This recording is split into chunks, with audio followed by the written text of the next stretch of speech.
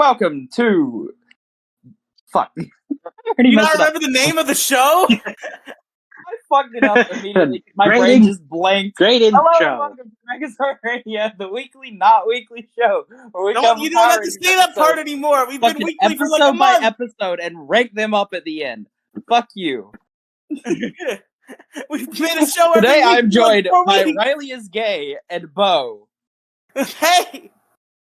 You bitch. Hello. Starting with such aggression today. Best intro ever. No, don't One say yet. that. We're gonna get so many fucking views because I fucked up the intro. Oh yeah, I'm sure. Yeah, I'm sure that'll just crank in the numbers, Crow Royalty. I'm gonna report that you fucked up the intro, and the people are gonna come in droves. The clown cars just full of people. They're gonna fucking just step out. Just fucking 1 million views, Megazord Radio. That would be the funniest thing ever. You have to admit that.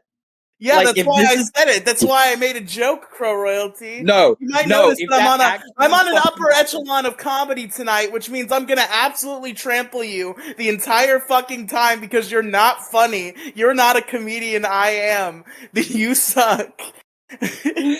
Says the person whose name is literally Riely is Gay. Yeah, that's my true title. That is what they call me on the streets. Yes, it fucking is.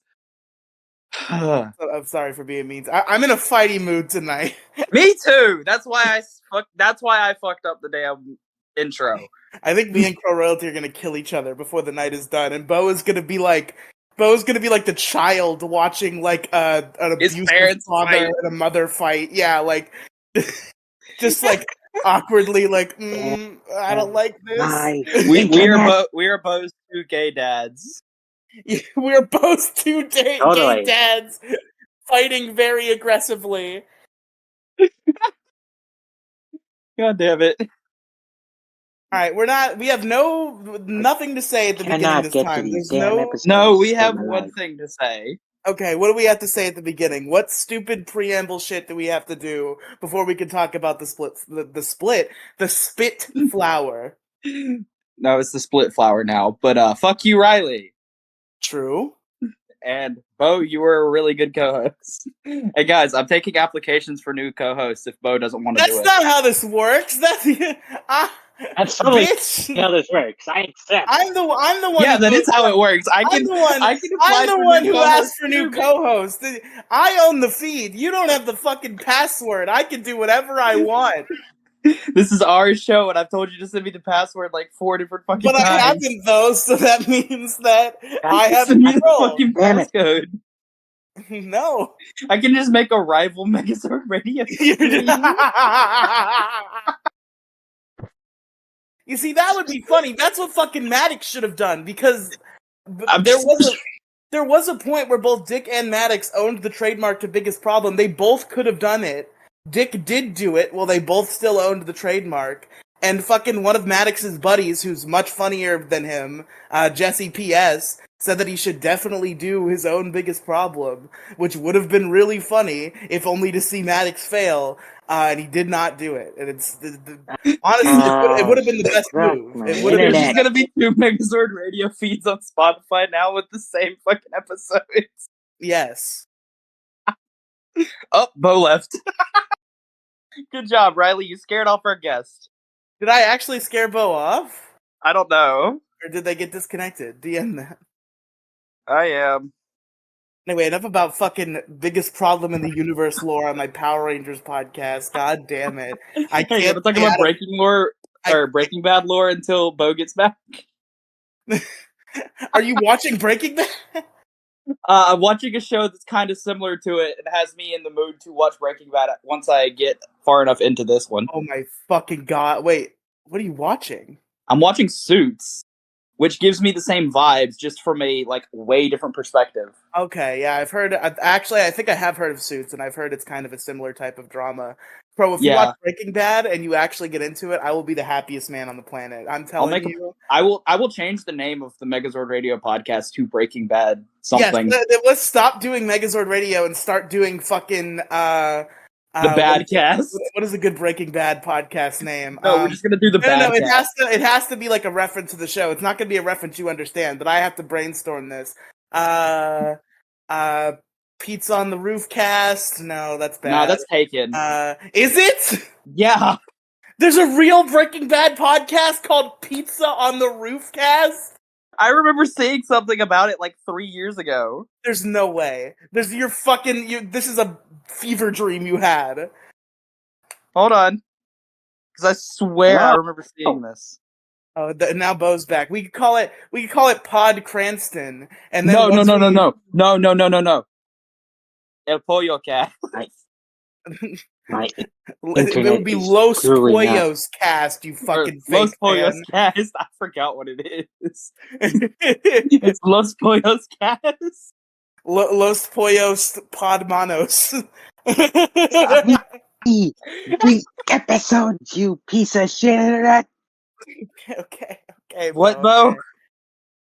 He's trying to get us on track, which usually infuriates me, but he's new, so I won't accost him. I will simply bend to his will.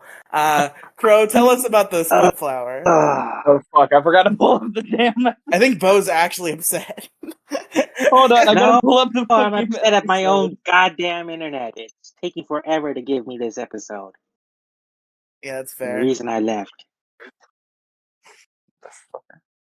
Did you not have the Spitflower info up, Crow? I told you this 2 seconds ago. God damn it. Fucking hurry up. I just pulled it up. Chill the fuck out. I'm waiting on it to load. This episode aired on October 19th of 1993, re-aired on July 24th of 2010. It was written by Peggy Coyle. You're cutting That's out. really how her fucking name is. Yeah. I love the internet, don't you, Bo? It's really nice how it never fails. The internet has never once failed at anything. There he goes. And there they go.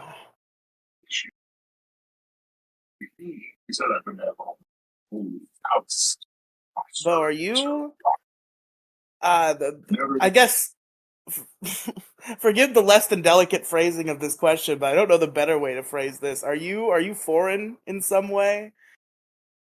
I'm Canadian. Ah, yes, you did say that. I made a maple syrup joke. I remember now. Why does everyone forget that? It takes. Listen, I don't know if you know this about me, Bo. This is the second time we've met. I smoke copious amounts of marijuana, and my memory is not very good. And there's the man of the hour. My fucking power went out. God damn it! But this episode was written by Peggy Coyle. Oh, wait, I read that wrong. I did read that wrong twice. Peggy Nicole? What the fuck? Yeah, the I or the second L looked like an I for a second. It's Okay. Peggy Nicole, and directed by David Blythe. It is between Itsy Bitsy Spider and Life's a Masquerade. Riely, tell us about what actually fucking happens. Okay, well, I will tell you that. So we start at the juice bar. Kim and Tommy enter. They got baskets full of stuff. Ernie greets them. He's got to step out for an hour, but they can work on their float while he's gone. Kim thanks him. Ernie wishes Kim luck and exits. And they walk up to a little model Palade. That's not what it's called. Palade? Palade! Pilates. It's a Pilates. It's a Pilates float. Yeah, of course. Yeah, it's a Pilates class on a float. Yeah. So it's a little model parade float, and Kim can't believe a float she designed is going to be in the big parade. Except, I think it's a competition that she hasn't won yet, so it's very presumptuous for her to say. That, or there's also I was about to say, aren't these types of parades competitions? No, I'm pretty sure these. No, they reference a competition later, so the only explanation, I guess, for that to make sense is that she's already won, I guess. Yeah, and she was okay, so that does make sense because she was getting like materials to build the larger thing. Yeah, okay. Yeah. But I don't know why she would be when a company can do that. Also, side note, most parades are paid for by rich ass fucking companies. Wow. Not fucking competitions. Guys, are your socks blown off right now? Are you shocked as I am right now? Do you mean to tell me, Crow Royalty, that parades the most giant fucking spectacle on the fucking planet are usually not true. funded by big companies. Is that Hey, what you're that's not telling true. me, That's Crow? not- Because I am shocked. I am Riely. absolutely blown away. Riely, quit being gay and shut the fuck up for 2 seconds. Okay. For one, they're not the biggest fucking spectacle on this goddamn planet. That would be people trying to launch fucking tank-sized fireworks Fair, I suppose. in the middle of the fucking woods. What? You can't tell me otherwise. Secondly, I mean, that would just cause I don't think that would be much of a spectacle, I guess, unless you consider a forest fire a spectacle. I mean, yeah, kind of, if you count the one in California. Is there It's a really fun to big watch. fire in California? There's always a fire in California, dude.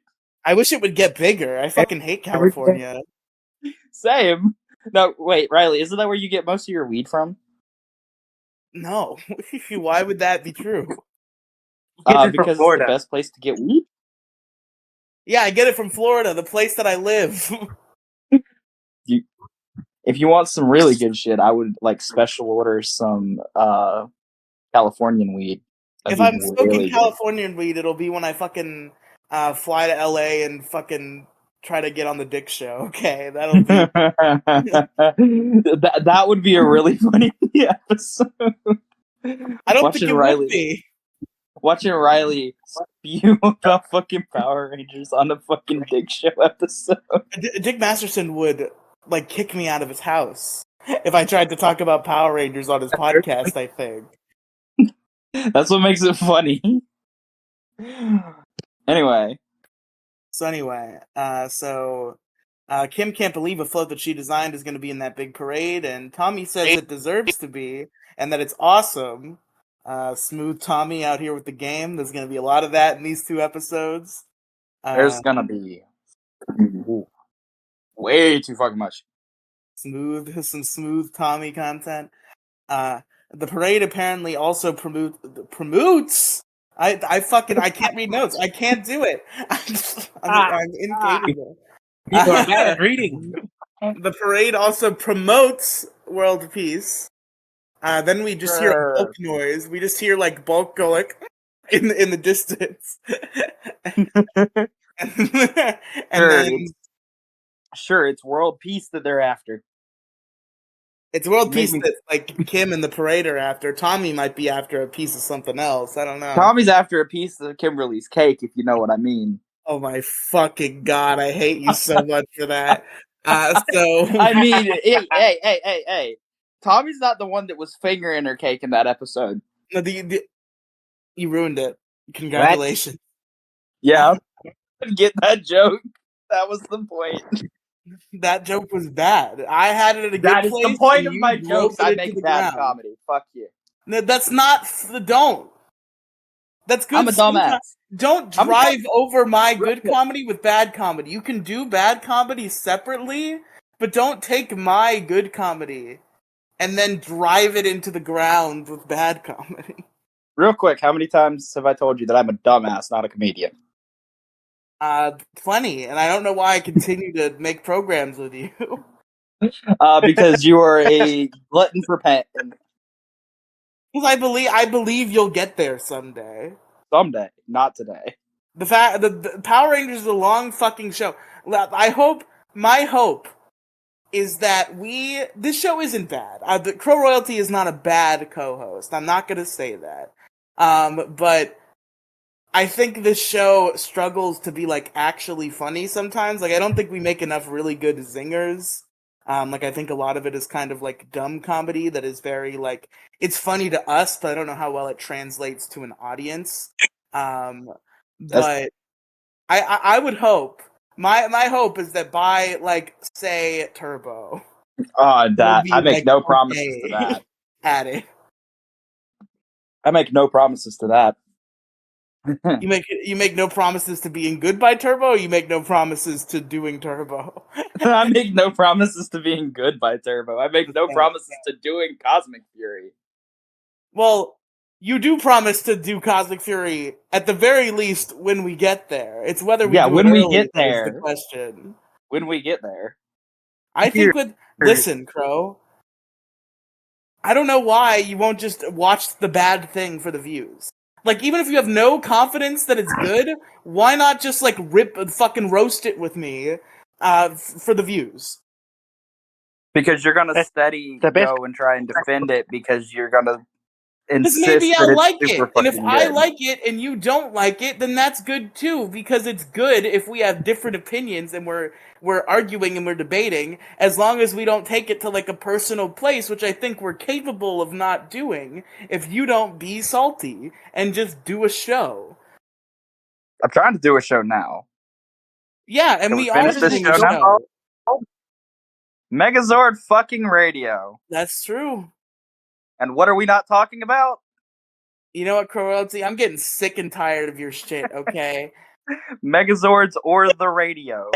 Bro, the one night I come with energy and you're telling me, you're not letting me go on any tangents when the nights where I'm fucking high out of my mind going, blah, blah, we fucking spend 45 minutes talking about nothing and you're totally fine with that. But I come in with actual energy trying to entertain the people of the world and it's like, we gotta talk about Power Rangers, guys. Fuck you.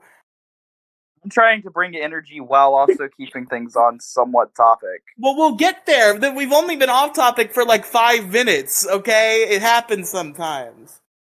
So, And you're also gay sometimes.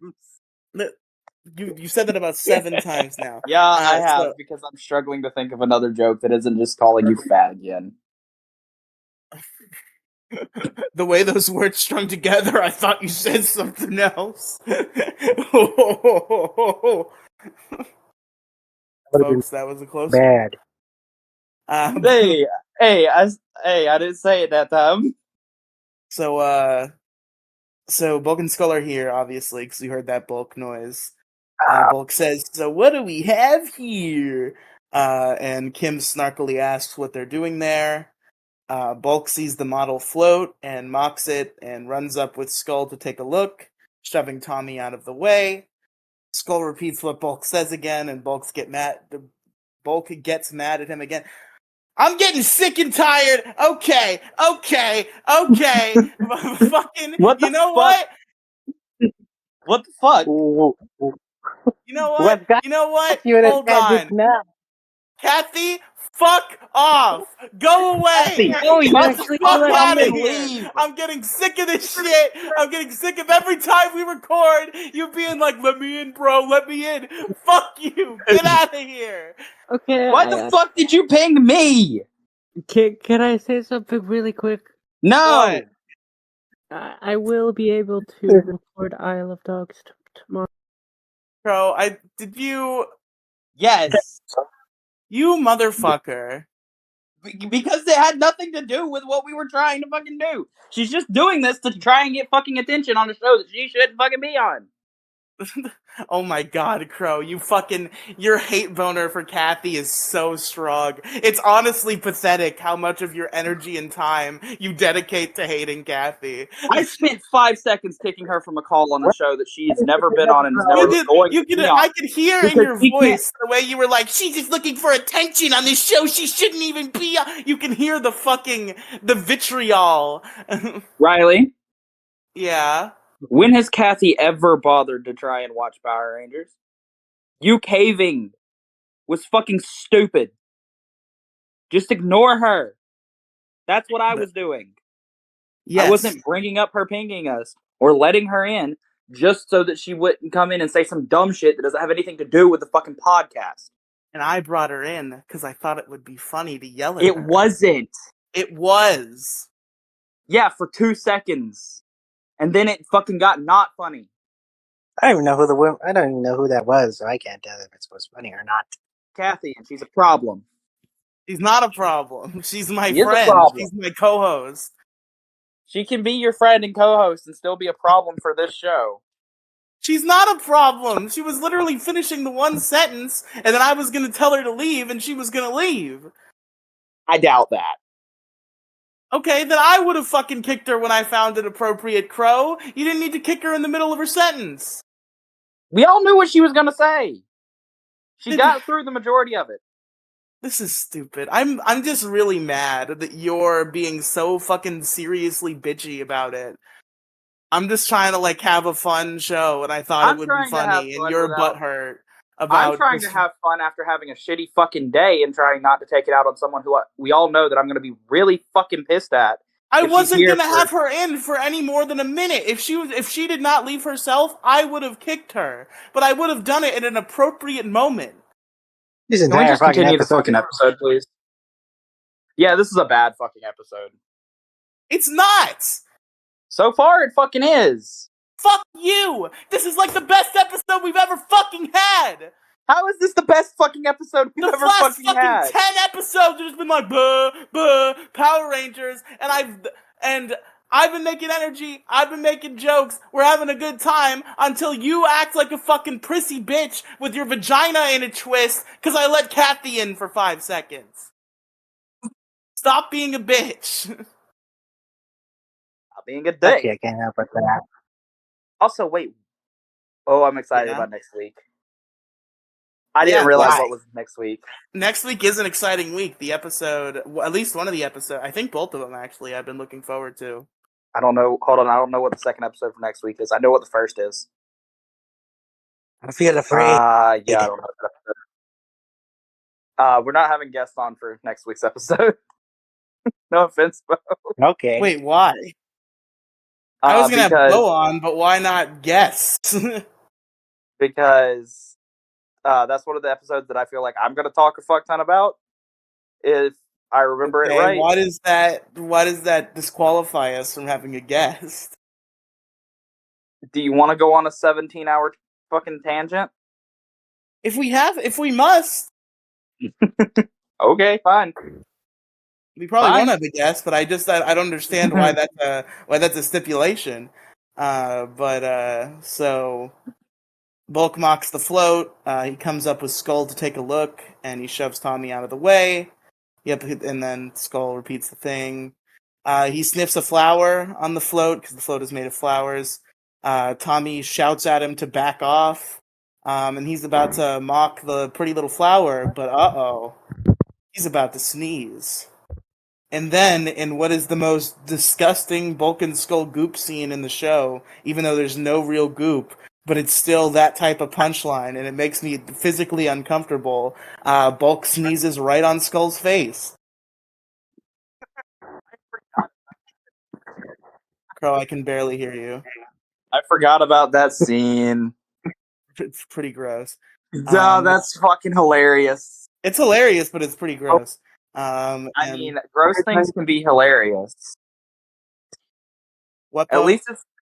Shut up, Crow, Weppo. You're muffled, Bo. Yeah, you are. Oh, great. At least it wasn't a Hasbro-era fart joke. That's true. Oh, I did fucking terrible. I did drop Ninja Steel the first time I started it because of a fucking Monty and whatever fart joke. Monty and Victor. Of course.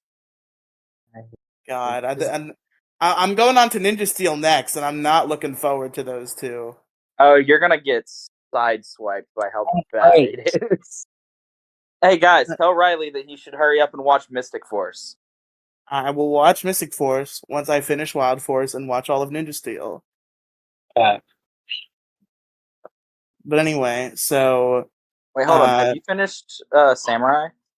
No. Okay.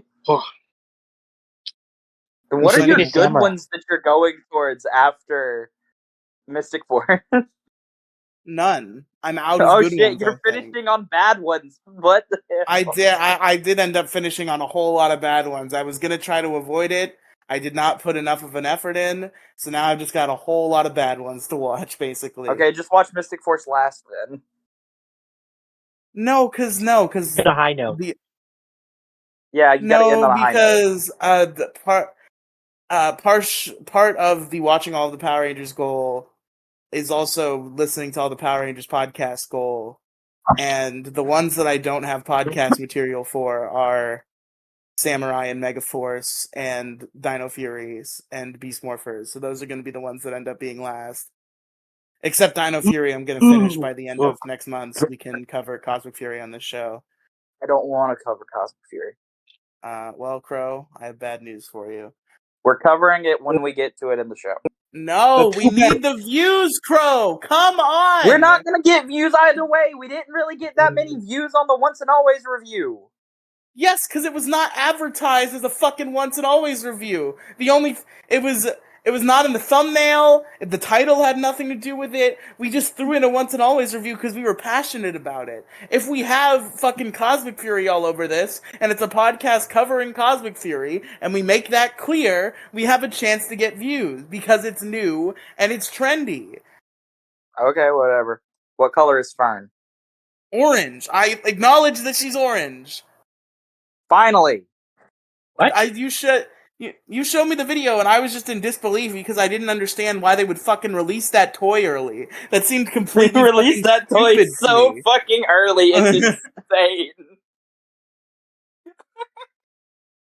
And like, okay, I sent you a video, or not a video, a picture earlier of the Cosmic Fury like cast doing shit. Very surprising I that did a Ollie was joke. only in. Huh? What are you talking about? Wait, I sent you a what? pic. I posted a picture earlier. I thought I sent it to you. All I saw was the one of Fern. I didn't see any Oh other wait, I forgot to send you the whole image shit. But basically that image had the entire Cosmic Fury cast, and that's the only image that I've seen of the Cosmic Fury like shit with Ollie in it. Whereas every other shot has not had Ollie in it. Every other shot has not had Ollie in it, but it's also the only shot with Fern in it.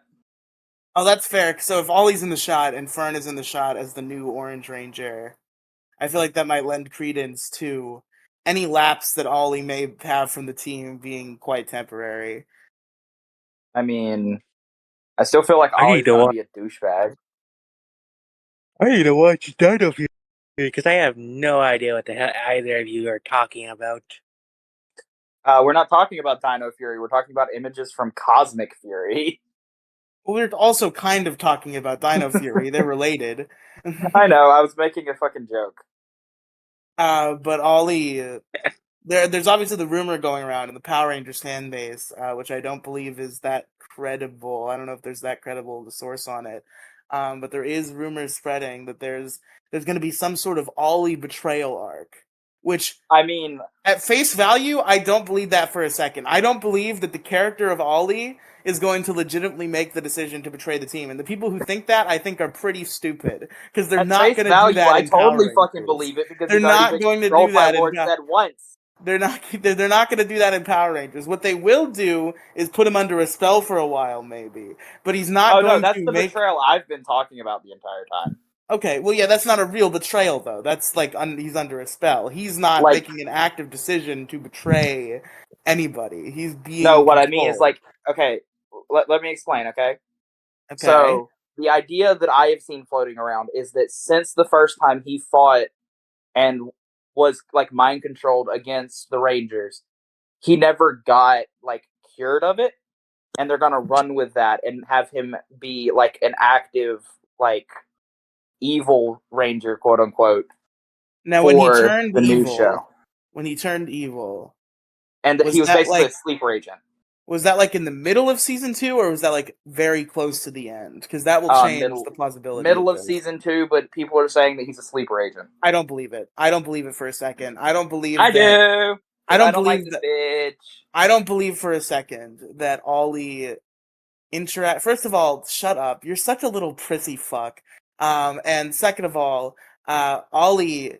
I don't believe for a second that they did like 9 more episodes of Power Rangers after Ollie was evil, and Ollie was just acting like a regular guy, Blue Ranger, and Oh like no, wait, hold up. It partaking was in like the Power 5 Rangers. episodes left.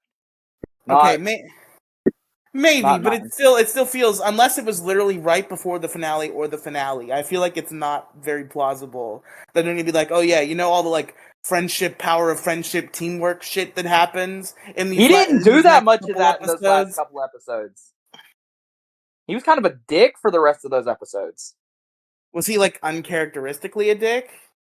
Ollie's a dick all the time. Yeah, you so... see it. There's a difference, though. There's a difference between Ollie a dick, which is just like he's kind of a sarcastic asshole, but in like a maybe you'd still be friends with him kind of way, or like just a real dickhead way. Take it how you want it. I don't think he's gonna be good for very long, if he is at all. I do think I he's I think he's gonna be good. I think the big early twist is gonna be that he goes bad and he's gonna be good pretty quick. Like it's only gonna last a few episodes. It's only gonna last like the first like 2 or 3 episodes, but that's still a twist that I think is going to happen. There's also not a lot of real estate to play with because there's only 10 episodes. I think they're 40 minutes, but I don't know if that's confirmed. It is confirmed that there's only 10 of them. Yeah, that's confirmed. This is the closest thing to a Cosmic Fury Only podcast 10? y'all are getting in a while, guys. It's not true. We have to do it. Only 10 episodes? Only 10 episodes. Only 10 episodes. We have to do it. 40 minutes apiece. That is one episode per fucking show. Yeah, one episode per show. 10 shows total. That's not that much. And it interrupts our Tommy time. I don't give a shit. It gives us more Billy time. I want more Zach Billy time, Befringy. guys. I guarantee you we will get at least one episode of Zach time. I'm almost certain. I fucking want more Zach time. If Zach... See, okay, if you watch all of the 10 episodes when they come out and you find that there is in fact Zach time, I will watch it. I mean, I literally just had to wait for it to come out and then just Google is Zach in Cosmic Fury and the internet will tell me.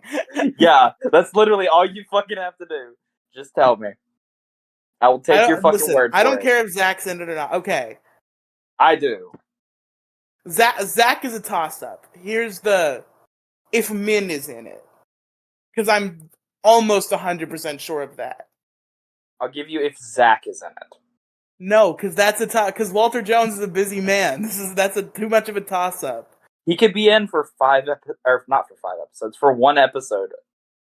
Like 5 minutes of one episode, and I will take it. Doesn't have to be very long. Just that he appears. You make me so mad, Crow. I don't know why you can't just go with it for the bit. You know you're gonna have to watch bad seasons for this show. Just I know get I'm gonna it have to over watch with. bad seasons, but the first bad season that I'm actually not looking forward to doesn't show up until Overdrive. Lost Galaxy called. Oh wait, yeah, I forgot about Lost Galaxy.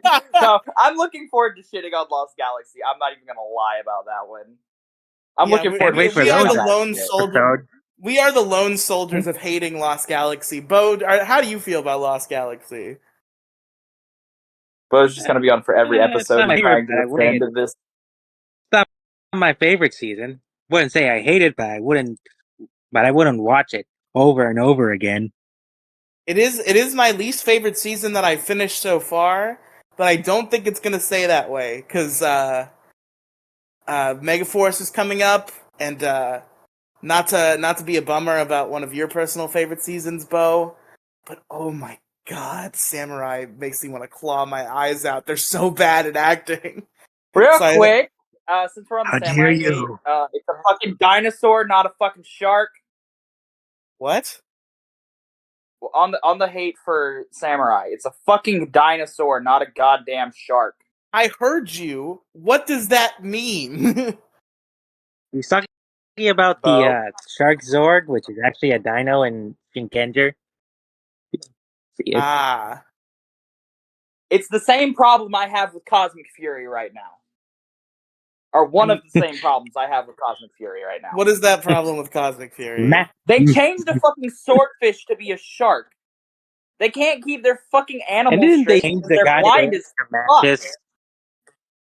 What? Oh my god, shut up, you absolute fucking nerd. You fucking geekoid. I want to hang you by your underwear in a fucking locker. You fucking... It's not a shark, it's a swordfish. Shut the fuck up. Motherfucker, no! I'm mad because they have had a fucking swordfish Zord before. What is the problem with it now? Who cares? Me! Why? Because I like Q Ranger. And I like okay. Who cares? It's a different show. Here's the other fucking part, real quick. I also like when they actively look into what they're doing rather than just making shit up on the fucking spot. Remember how fucking Cosmic Fury is supposed to be based on fucking constellations? I don't care. I do. Who cares? Hentai fans do. All I care about is I don't listen.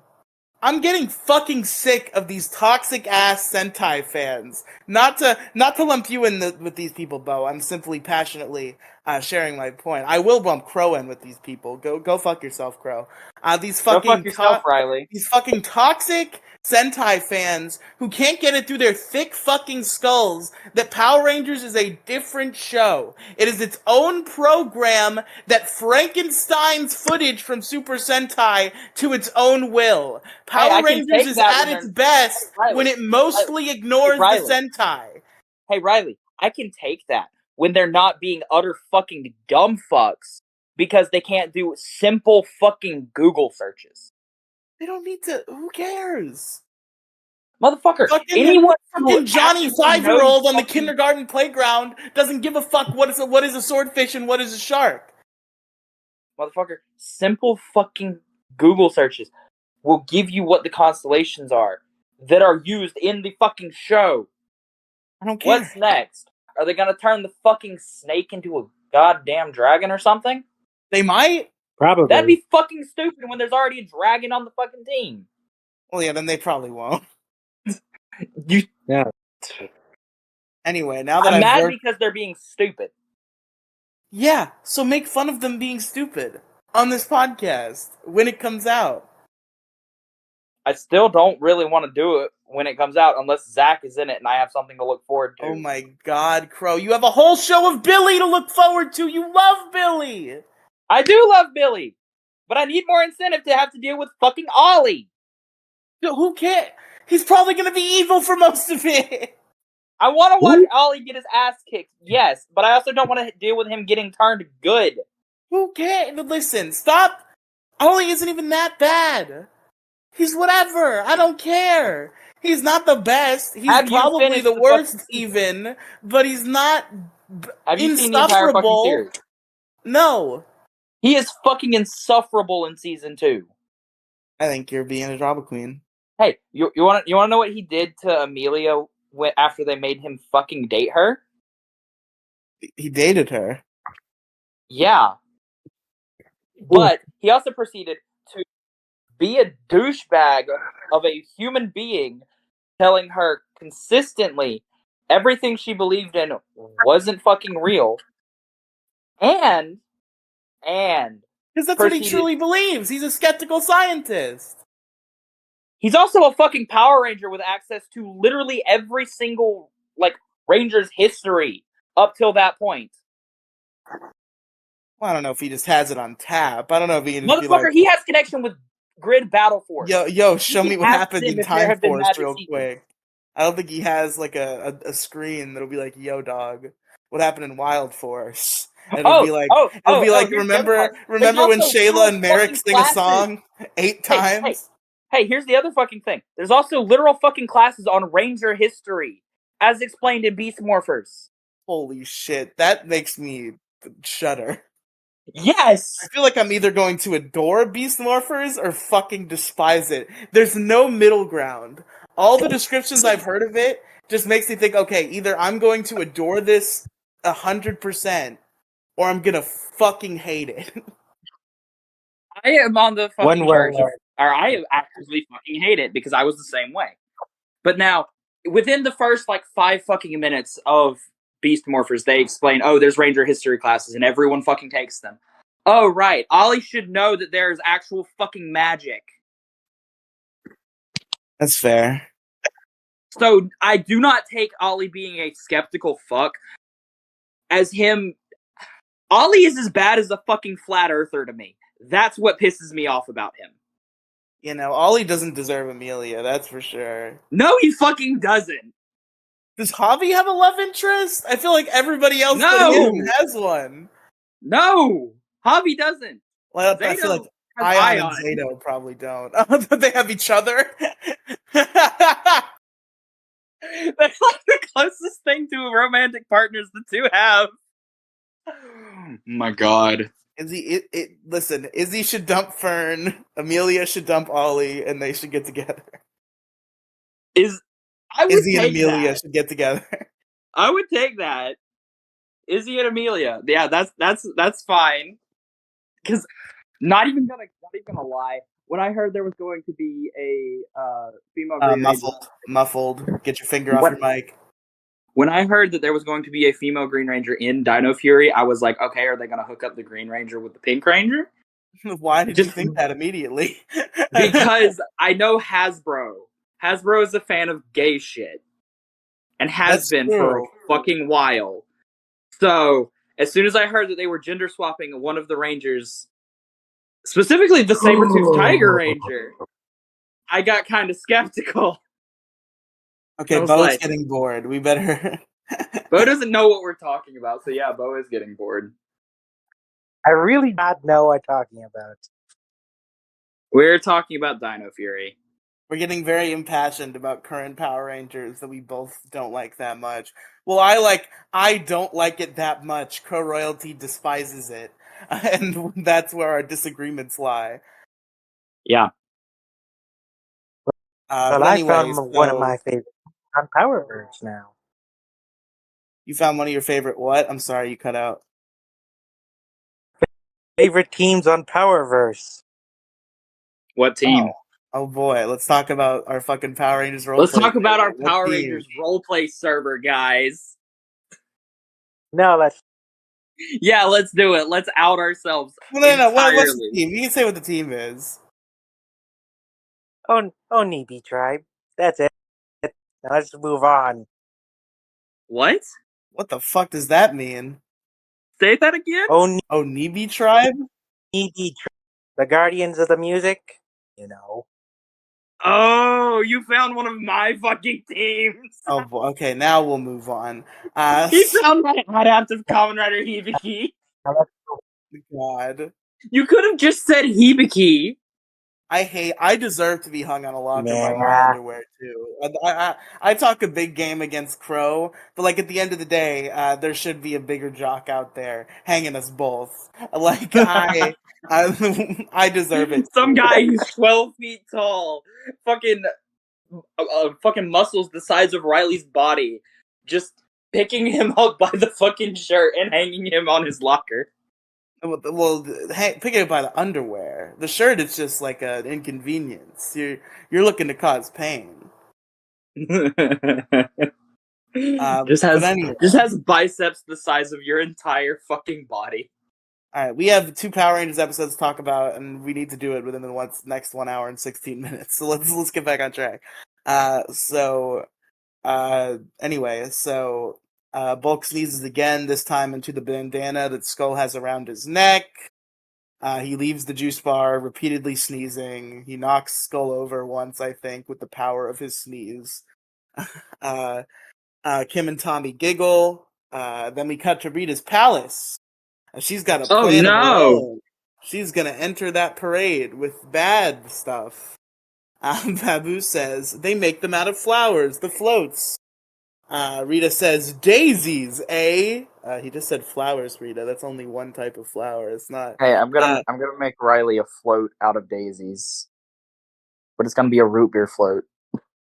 I quit the podcast. Okay, bye. we can just stop recording now, guys. That's the end of the podcast. It's over. So Babu and Lunk say something I've been Crow, stupid. he's been Riely, he's been Bo.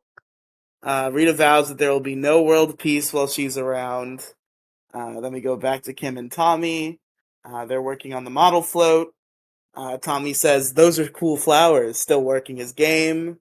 I'm waiting for him to tell her that he likes her shoes, or ask her what her dad is like. I'm waiting on him to ask a little less safe for work questions that we all know he asks somewhere in the timeline. So Kim says, you know what the best part is? Tommy says, what? Apparently they're going to recycle all the flowers used for the floats.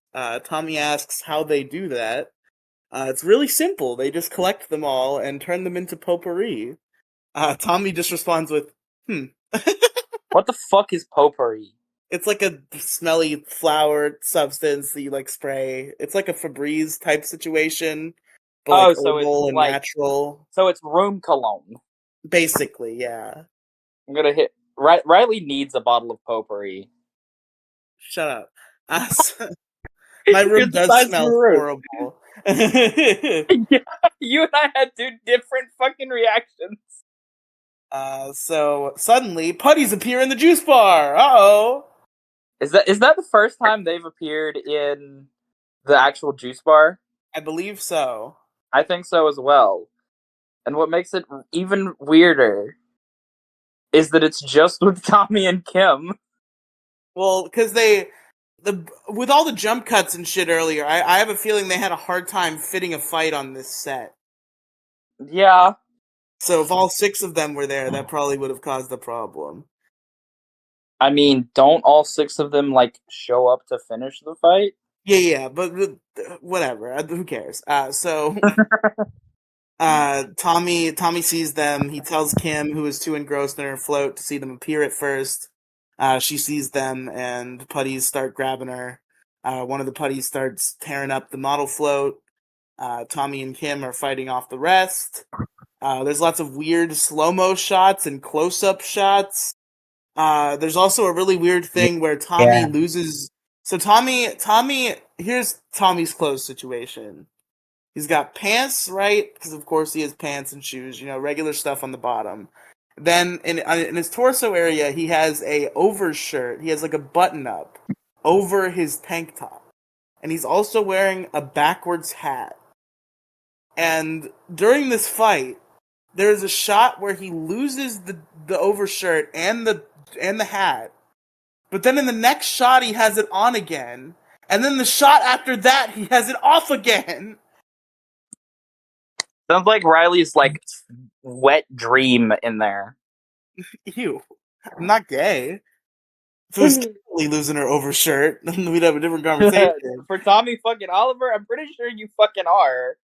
Nah, if I'm gay for any male Power Ranger in this season, it's Zach, baby. He's got the charisma. That makes you sound so much gayer. I know. Yeah, guys, his true username is Riely is gay. Yep, it's real. Yep. Aren't you like not supposed to say that as a joke anymore? Don't we get in trouble for that? What? You're not allowed to like make jokes about people being gay anymore. That's what they say. That's fucking dumb. I know. I agree. I'm just busting I'm not balls. fucking. I can make jokes about anything. True, fair. As long as someone fucking laughs, it's a joke. True, that's true. So a putty completely destroys the float and the table it's on. The others enter. They see the putties attacking. They move to join the fight, but the putties disappear before they hit any of them. Jason exclaims, "Don't come back, clay brains!" And we cut over to Kim, who is on her knees crying over the remnants of her float. Hey, at least she's not on her knees doing something else. I knew you were gonna. The moment I wrote Kim was on her knees, I'm like, Crow's gonna say something stupid. I knew it was gonna happen. I could sense it in the ether. Yeah, Riely has a direct connection to the Aether, guys. Yeah, no, me and Crow have like a psychic link where like I know as I write things down, I know when and where Crow is gonna make really shitty jokes. I can just feel it in the air. Yep. What a I've still got an even dumber one. Later. Don't worry. Okay. Looking forward to it. It's also what I kind of want the title of the episode to be. We'll see. We'll see if it's good enough for that. It's got to be bad enough for that. You mean? No, because you want good jokes in the title. No, you want bad jokes. Crow, I think we have a very fundamental difference of understanding on what's funny. Anyway. Yes, we fucking do. So Zach points out the obvious, saying, "Man, they really demolished it." Thanks for that, Zach. Really contributing. Zach, here. that was very fucking helpful. Very helpful. Very sensitive. Very good friend of you. Of course. Now, granted, I do think Zach is the only person with beef with Kimberly. Oh yeah, because of her poodle. Her fucking poodle. So he's kind of like he's kind of paying for that one. Yeah, Zach's holding a grudge a little bit here. Like, oh yeah, man, they really demolished it. That must suck, huh? Kind of like when your birthday happens and your friend's talking about her poodle's birthday, Kimberly. Yeah, no, that's talking about Zach Min in this fucking comment. Oh my god. So, Kim says that without the model, they won't be able to build the full-size float, and she won't have a float in the parade. Question. Sure. Did Kimberly not make like a blueprint or take a picture or anything of this fucking model? Nope, I think smart. Okay, so I got the context here. I think this episode seems to not quite understand what Kim is doing relating to this float, but I think I cracked the code. I don't think Kim is responsible for building the full-size float. I think she is responsible for building a model float, which she then gives to the parade people, and they make the real float. And now that model float is destroyed, she does not have a model float to give to them to make the real float. Am I allowed to talk about a slight spoiler for this episode real quick? Because this is really funny to me. Sure, go ahead. Just fast forward like 15 seconds, folks, if you don't want to hear it. Yeah, just fast forward like 15 seconds. Even though you've probably already watched, I'm sure you didn't watch it. I'm sure you're not like pausing it and playing it at like in 5-minute increments of the episode. I'm sure you watched it. Anyway, go ahead. So can we talk about how Kim is like, but I'm not gonna have enough time to build another one. But then Tommy proceeds to rebuild the entire fucking half thing. Half of which like he does alone, the other half he does while Alpha bumbles around in the alone, basically. Alpha does it. Alpha helps him while his hand is glued. Can we fucking talk about that real quick? No. We can talk about that when we get there, okay? Anyway, so Trini gets down to her level to try to comfort her, and so does Tommy. Trini says to cheer up and that there'll be other parades to design floats for. Kim agrees, but says Rita will probably wreck them too. And I do have to address real quick. I think this episode is one of the episodes that comes the closest that they could on this show for 5-year-old children to exploring the emotional trauma of being superheroes who an evil space witch wants to kill, and also regular teenage kids.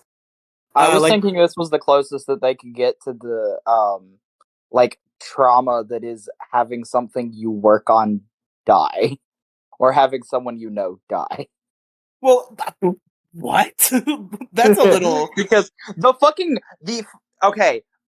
This could just be because Amy Jo Johnson was fucking overacting on this like severely. I don't hate her for it. Because she was really sad. You're like, oh, that's like when someone dies. Yeah, because that's just like the first fucking thought that I have anytime someone is doing like those big ass like I'm gonna fucking kill everyone kind of tears.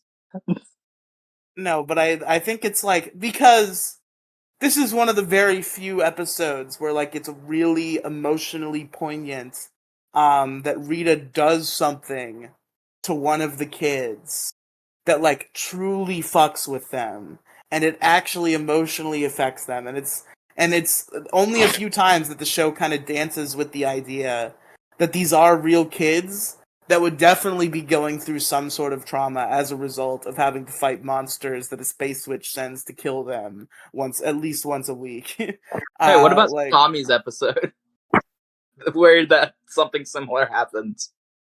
No, sure, that it's not unprecedented. Like it happens a few more times. I'm meaning like in fucking Dino Thunder when he just goes through like a fuck ton of trauma by fighting his past selves.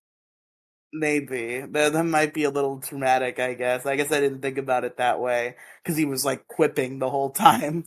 Yeah, because it's Tommy Oliver. Of course he's quipping. That's fair. That is literally my favorite episode of Power Rangers ever to exist, so... I can see why. It's not even only about the Tommy thing, either. I won't stay on the tangent for too long. But it also contains one of my favorite Power Rangers tropes that gets me every time, where it's like the Power Rangers are powerless, but they fight anyway, because if they don't, who will? Like, and it's very well framed when it's like, because the Tommy's still in his coma, and Connor, Ethan, Kira, and Trent are like sitting around, and the monster whose name I don't remember, I only That was remember his. Creature. No, it was not Creature. Because Unfortunately, he's very funny and he is comedy. very funny in comedy. That Creature, but it's the monster that's like a like dinosaur type thing that uses the White Ranger's energy. I don't remember its you're real talking name about because Dino Makoto's monster Thunder. form. Dino Thunder does not make a real stink about its monster names. It's kind of hard to keep track of a lot of them. I only know his. We all know that I listened to a Power Rangers podcast called The Morphin Grid. It was one of my inspirations to starting this show. I only know this monster by the name Trentosaurus because that's the joke name that they called him on that podcast. So I'm just gonna call him that. So Oh wait, hold up! I just found it. oh, what is it? The White Pterosaurus. The white pterosaurus. Okay, I'm gonna call him Pterosaur. I think that's what they called him. No, I'm calling him the Trentosaur. Fuck you. The Trentosaurus. That's a stolen joke though. That's not ours. But it is the Trentosaurus. It's powered by Trent, and therefore it's the Trentosaurus. That's true. So the Trentosaurus is attacking, and he's already stolen the Power Rangers powers. They upgraded him, so like he steals the Power Rangers powers or whatever. Like the Dino Gems don't work around him. And they're like, well, we got to go fight him though. And I think there's like a brief rumbling of like, but we don't have our powers, and it's like, but we don't care though, because like we're the Power Rangers, and then they just show up as teenagers and something I have to say, real quick. Yeah. Okay. For teams specifically like Dino Thunder that have vehicles and shit, i.e. the Raptor cycles. Okay. Dangerous to use unmorphed. Too powerful. Too high horsepower. Motherfucker, that's bullshit. That's fucking bullshit.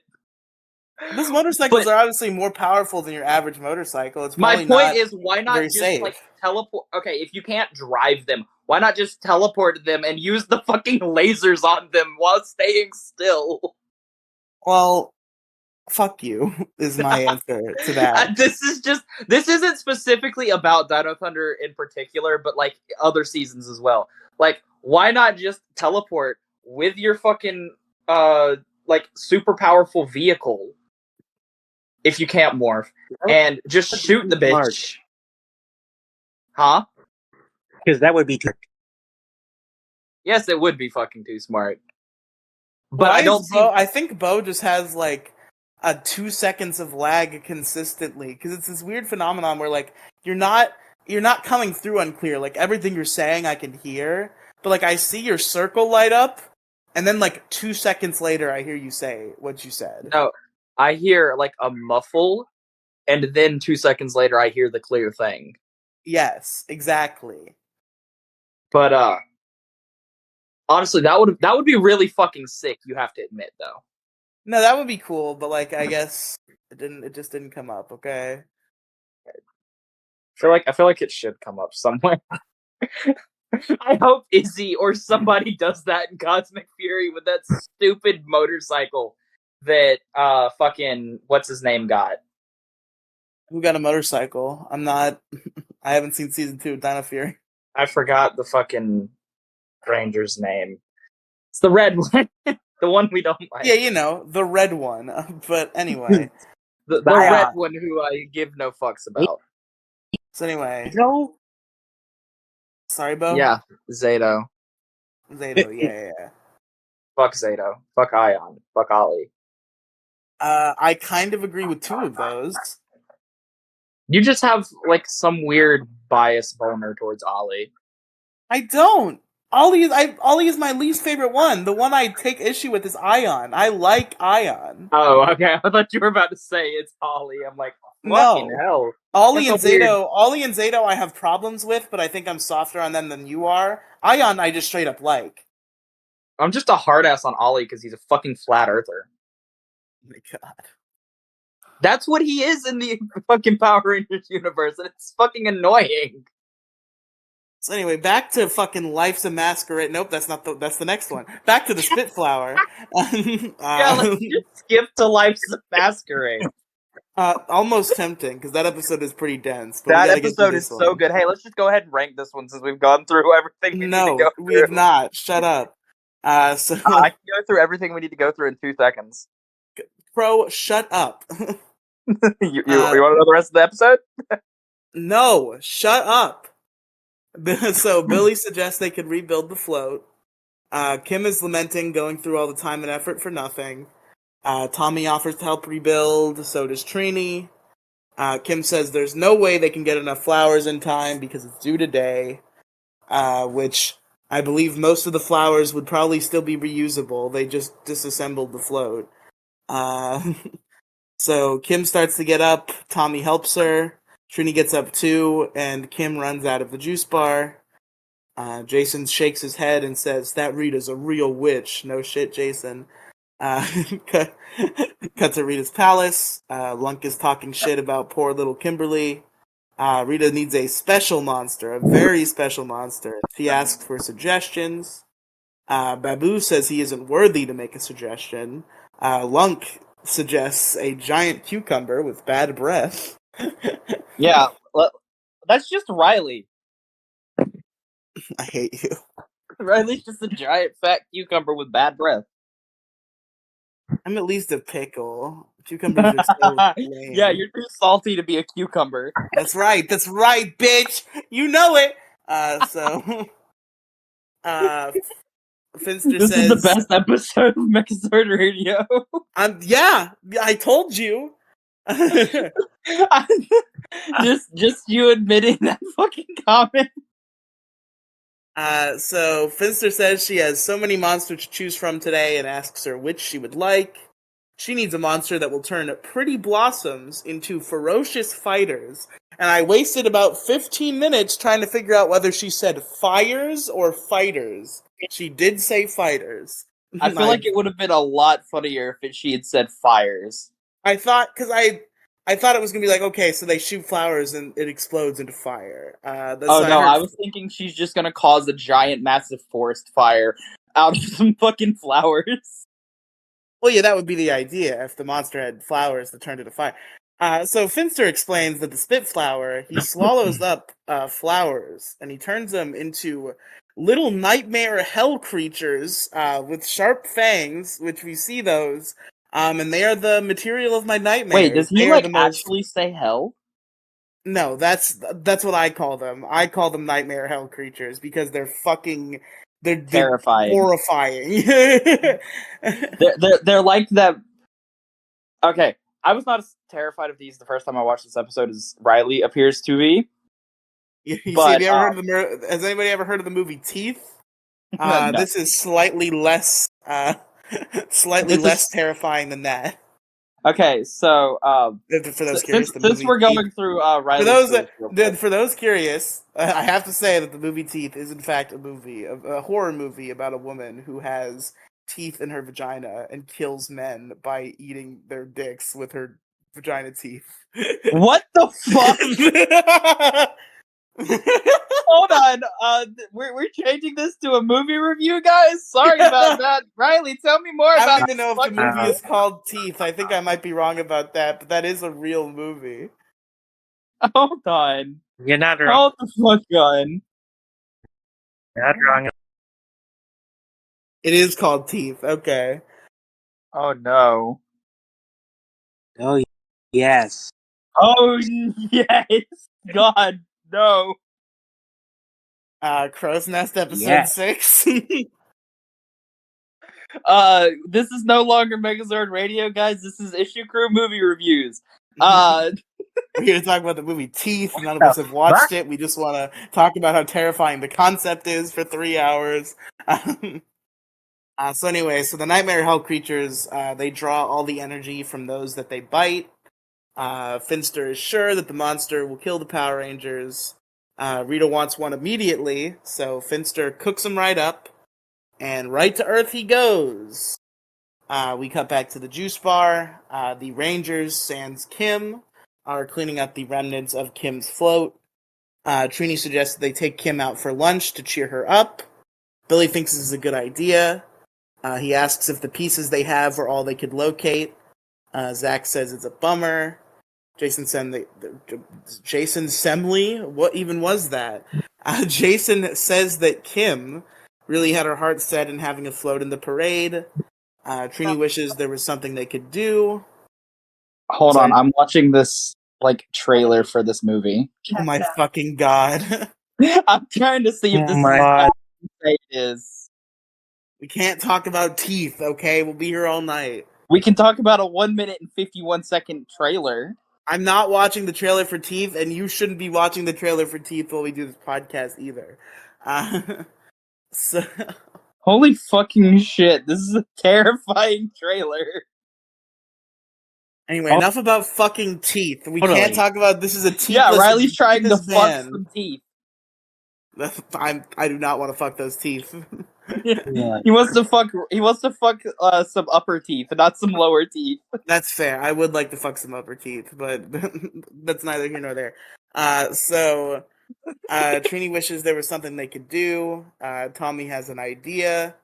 Is the idea to leave because the Green Ranger isn't in the footage yet? It is! Is. Of course it fucking is. It always is. And Welcome this is when we're here, folks. Welcome to America's favorite game show. Why isn't Tommy in the footage today?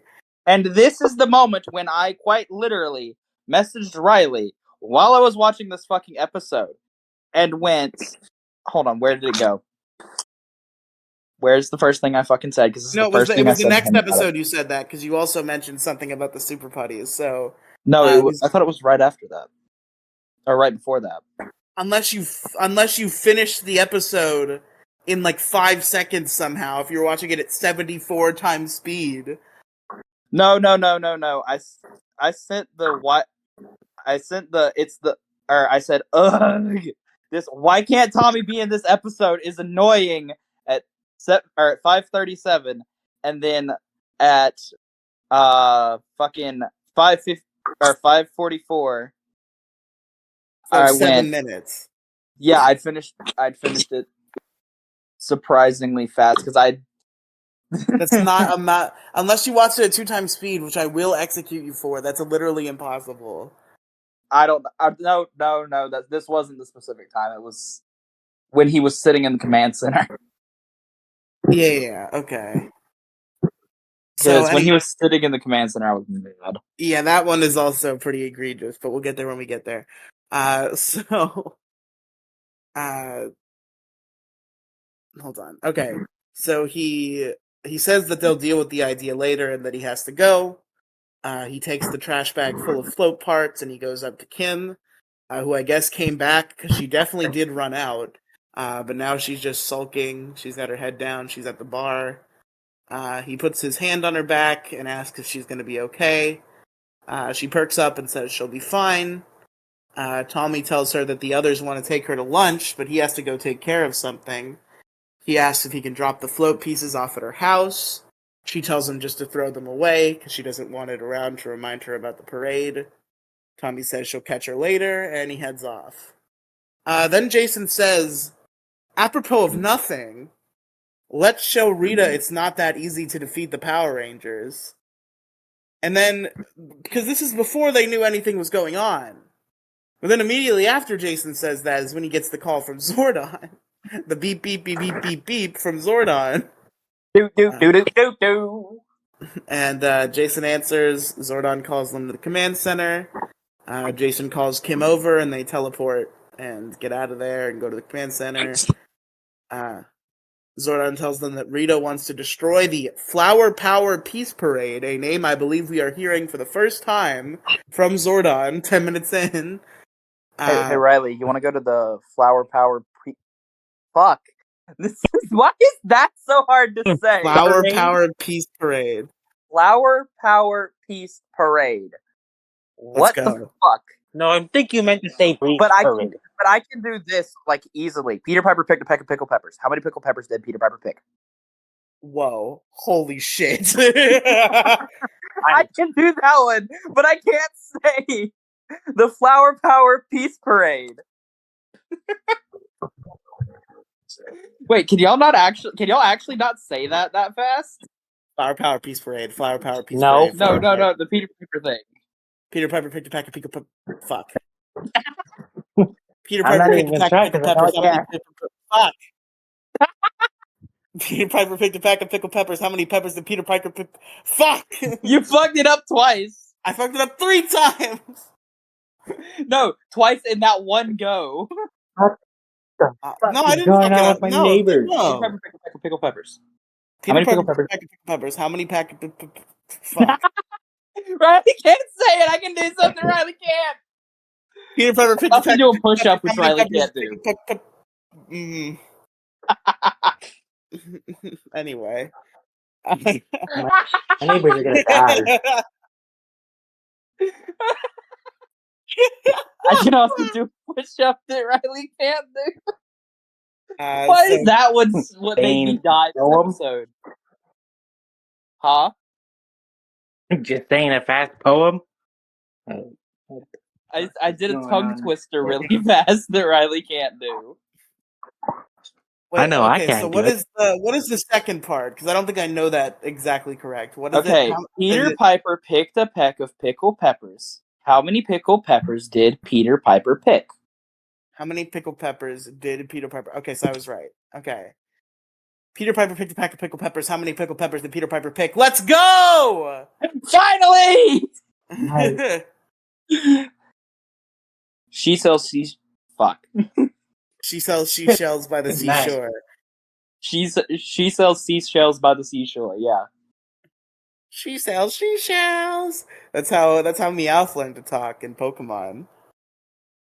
Wait, what? He took English class, and they did. She sells seashells by the seashore, and Meowth tried to imitate it, and eventually figured it out. Because he was Oh trying my to impress a God. chick. He wanted to fuck a human chick. Wait, I So thought he he. learned English. The Peppy Puppy the prince presented. The princess produced piles of poop in the palace. What the fuck did I just find? What are you looking for? Just found. I just What googled the- tongue twisters, and this was the What first was one that? that showed up. What weird fucking scat fetish tongue twisters are you looking at? I don't know, but it's just a bunch of p words, and it's like, what the fuck? What the fuck? Why do so many of these have like something to do with your ass? Oh my god. Wait, hold up. Betty bought butter, but the butter was bitter, so Betty bought better butter to make the bitter butter better. Better butter to make the bitter butter better. I see. We're just reading tongue twisters at this point. Anyway, so How much wood Kim, could a woodchuck chuck if a woodchuck could chuck wood? how much wood could a woodchuck cook? Fuck! How much wood could a woodchuck chuck?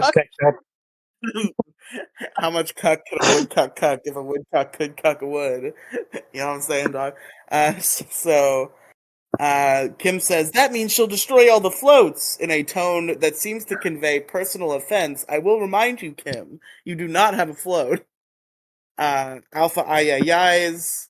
Zordon tells them there's a new monster and points to the viewing globe. He explains Spitflower. He gives a lot of the same stats that Finster gave earlier. Alpha calls the nightmare hell creatures dangerous daisies.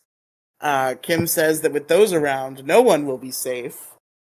Zordon tells them that Spitflower's skin is like armor with few weak spots, that they should avoid his claws and fangs. Zach says, man, that's one ferocious bug. Zach, I don't think that's a bug. Is Spitflower a bug? No, because if he Okay. was a bug, Zach would be terrified of him. Well, Zach said, man, that's one ferocious bug. So I think he thinks it's a bug. He thinks it's a bug, but he's not terrified because he doesn't know what it is. He's not afraid of the unknown. He's afraid of what he does know. He's afraid of the bugs he knows. That's right. So Zordon tells them the Spitflower is near the park bridge, and it's morphin time. They flip onto the scene. They immediately equip their power weapons. Spitflower spits out some nightmare hell creatures. The Rangers roll out of the way. The creatures pounce on them and start biting. Spitflower shoots a laser at them, and they spark and fall with explosions and stuff. Zach says, these things are really digging in. I'm going to have nightmares about this. Kim says she's getting weak. Jason is too. Billy says the nightmare hell creatures are draining their energy. Spitflower laughs and comes toward them. The Rangers struggle, saying they can barely move. They are able to stand up, though, and Jason moves to attack Spitflower with his power sword. He's knocked away. Spitflower starts beating on the Rangers. We cut to Rita's palace. She has them now, so she's going to do the thing that makes her always lose and make the monster grow. Because that's what Rita does. Which is a joke I think you made last episode, and I yelled at you for it, but, like, yeah. It is true. Like, you made it 7 times prior to that episode. Shut the fuck up. I don't think I did. Yes! Maybe you're right. Every time Rita fucking is winning a fight, she makes her monster grow, and then you call out, she did the stupidest thing she could have. No, that was you. And made that monster grow. You were the only one that said that. Motherfucker, you've said it 17 different times. I avoided it at this point. No, I will go back and find the fucking Look for the clip. I did it. Get me the Riely versus Riely segment. You. Huh? Get me the Riely versus Riely segment. What is... The Riely versus Riely segment would be fucking hilarious. Could you just be yelling at yourself? Show me the... No. I thought there was a Dick versus Dick in The Biggest Problem I showed you. The idea of the bit is that I contradicted myself in the future from what I said in the past. So you got to get the Riely versus Riely clip of me saying. Oh, I thought you were saying. I thought you were trying to steal a different joke.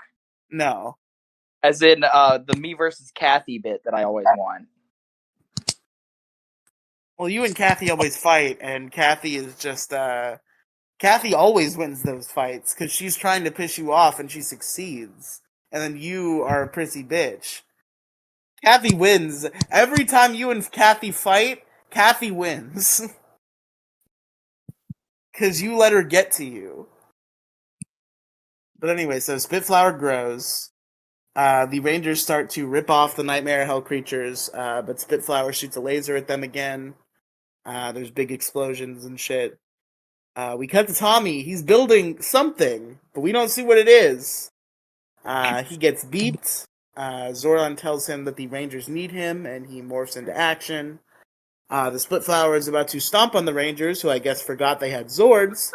Witch Bandora after Riely. What'd you say? I'm going to send the evil Witch Bandora after Riely. It's a different character. Tommy shoots a laser from his dragon dagger at Spitflower as he teleports in. This knocks Spitflower down. Tommy goes to check on everyone and says it's time to go get him.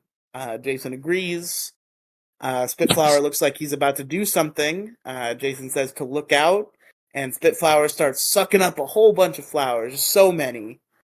Jason says they need Dragonzord power and tells Tommy to power it up. Tommy plays the dagger and summons the Dragonzord, who rises from the ocean and stomps in as usual. Billy, Zach, and Trini call their Zords. It's Mega Dragonzord time, baby. Okay, question. Is this the first episode with the Mega Dragonzord as, like, the primary Megazord for the episode? I mean, it was the final finishing Megazord in Itsy Bitsy Spider. I mean, like, to be the first one to combine and fight in the episode. Yeah, probably. Because, wait, is there another... Does the regular Megazord show up in this episode?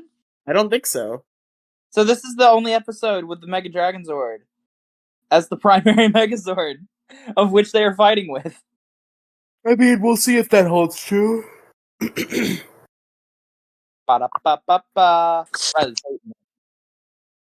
What'd you say? I said, ba-da-ba-ba-ba. Riely hates it. I don't. What? You hate me. You hate me doing dumb shit like that joke. Is the joke that I hate you doing that? Yes. So the joke, there was no lead up to that joke. You just went, no, because I'm trying. You felt like it. Because I'm trying to make up for the fact that my phone disconnected again, and I wasn't able to pull up the Riely versus Riely because my computer is lagging behind. Don't pull up the Riely versus Riely next now, motherfucker. Bring it in next week. You have a podcast to do right now. But it is Mega Dragonzord time. Jason calls the transformation, which he shouldn't be involved in, which is what I wrote down. But then all 5 original Rangers, no Tommy, jump into the Zord and drive it. So I guess they can do that. I guess there's sufficient cockpit Cockpit. space for that. Yeah, that's what Kimberly is for Tommy. I hate you so much for that. That was so Oh vulgar my and not God. funny. So You fucked up so badly that you gave me a new dirty joke I didn't intend on fucking making. yeah, you motherfucker, you can't just keep your mouth shut. So I get why Tommy doesn't drive Dragon Zord regular style, right? Because he can control it remotely. Why doesn't he participate in the driving of the Mega Dragon Zord though? Because he can pilot it remotely. But he can't, because he never does, because the Power Rangers pilot in the cockpit. I feel like the main 5 can't pilot. Like, when in Megazord mode, like anything, it takes 5 different people to, like, do the intense motions That's of. not true, because the first time we see the Mega Dragon Zord, and I believe Itsy Bitsy Spider when it fights, that might have been Trouble with Shell Shock. Either way, the first time we see it, it is just driven by Zach, Trini, and Billy. That feels weird. Because they're the only Zords in there, besides Dragon Zord, and I guess Tommy's too good to drive Zords until he gets the Tiger Zord. Tommy's always too good to drive Zords. Although I'm pretty sure he drives the Dragon Zord once. There is definitely a Dragon Zord cockpit that shows up at some point. There it Hey, Riely wants to be inside of the Dragon Zord's cockpit. Yes, I do want to be inside the cockpit, not the cockpit. The cockpit. Yeah, his cock wouldn't fit inside of you, Riely. That's why I said the cockpit. I'm done. You talk about the episode. I'm sending Send you me the notes. send me the fucking doc. I will read your notes. I've done it before. I know, but that was the body swap bit. We have to save that for body swap episodes. So finish your damn job. I will. So Mega Dragon Zord attacks with his staff. Spitflower seems to have the advantage in the clash. He grabs the staff with one of his claws and kicks Mega Dragon Zord. They fight more. Spitflower does a pedal spit attack and knocks Mega Dragon Zord down. We cut to the command center. Alpha reports that the Rangers are down. Flower power is too much for the Dragon Zord. Zordon tells Alpha to bring the Rangers back to the command center to regroup. Alpha goes to do so, and the 6 Rangers are teleported in. Jason exclaims about how the monster almost trashed the Dragon Zord. Kim didn't think flowers could be dangerous. Zordon tells Alpha to track the Spitflower. He pulls him up on the globe. He's small again now, and he's sucking up flowers. Zordon has returned their Zords to their hiding places because they were ineffective, and Spitflower is growing stronger. Alpha reports that flowers are attacking all over town. Zordon tells Alpha to run an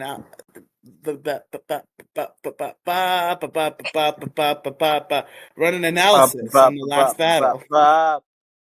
So, then we cut to Bulk and Skull. They're being attacked by nightmare hell creatures, falling all over themselves and yelling and stuff. They pull one of them off and they see the fangs and they freak the hell out even more, as they should. Bulk starts sneezing again. They start getting tired because of the energy sucking powers. Then we go back to the command center. Trini questions how they're going to stop Spitflower. Zordon says the analysis has located the monster's weak point. If they destroy his weird mouth sack thing, he can't make any They're more gonna nightmare hell destroy his creatures. sack. I hate you. Hmm. I fucking hate you. I hate you so bad. This should have been I a little almost shop didn't of write it horrors. down. So, I almost literally, I was like, what if I just don't write down what the weak spot is, so then Crow can't make a joke about it being a sack? But I did write it down in the hopes, in the prayers, that you might have the restraint. I'm a fool. oh, I have 0 restraint. You know this, no, Riley. bro. I know. I have 0, but I would have then proceeded to ask you, hey, what's the weak spot, Riley? And I would have just like plowed through the notes. I'd have been like, yeah, that's right. It's his sack. So Jason asks Kim if she can hit it with the power bow. She's confident she can, and she's going to show Rita not to mess with her. They go to head out, and because footage, Zordon tells Tommy to stay there because he'll be the last hope if the Rangers fail. Hey, Riely, you're the last hope if Tommy Oliver fails. Then the world's fucked, I think. So No, I mean if Tommy fails to stay in the command center. true. You're the last hope for staying in the command center. True. So he agrees. The other Rangers teleport away. Zordon tells Tommy he can watch them on the viewing globe.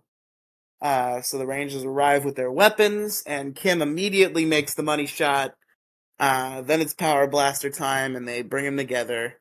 They fire it at him. He blows up. He dead. Question about the Power Blaster. Sure. Doesn't Tommy combine with the Power Blaster like once? I don't think so. I think that's Cap.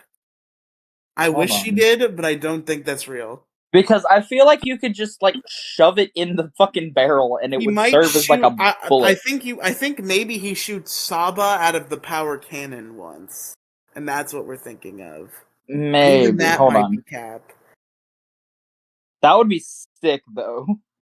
Hold on, I'm looking.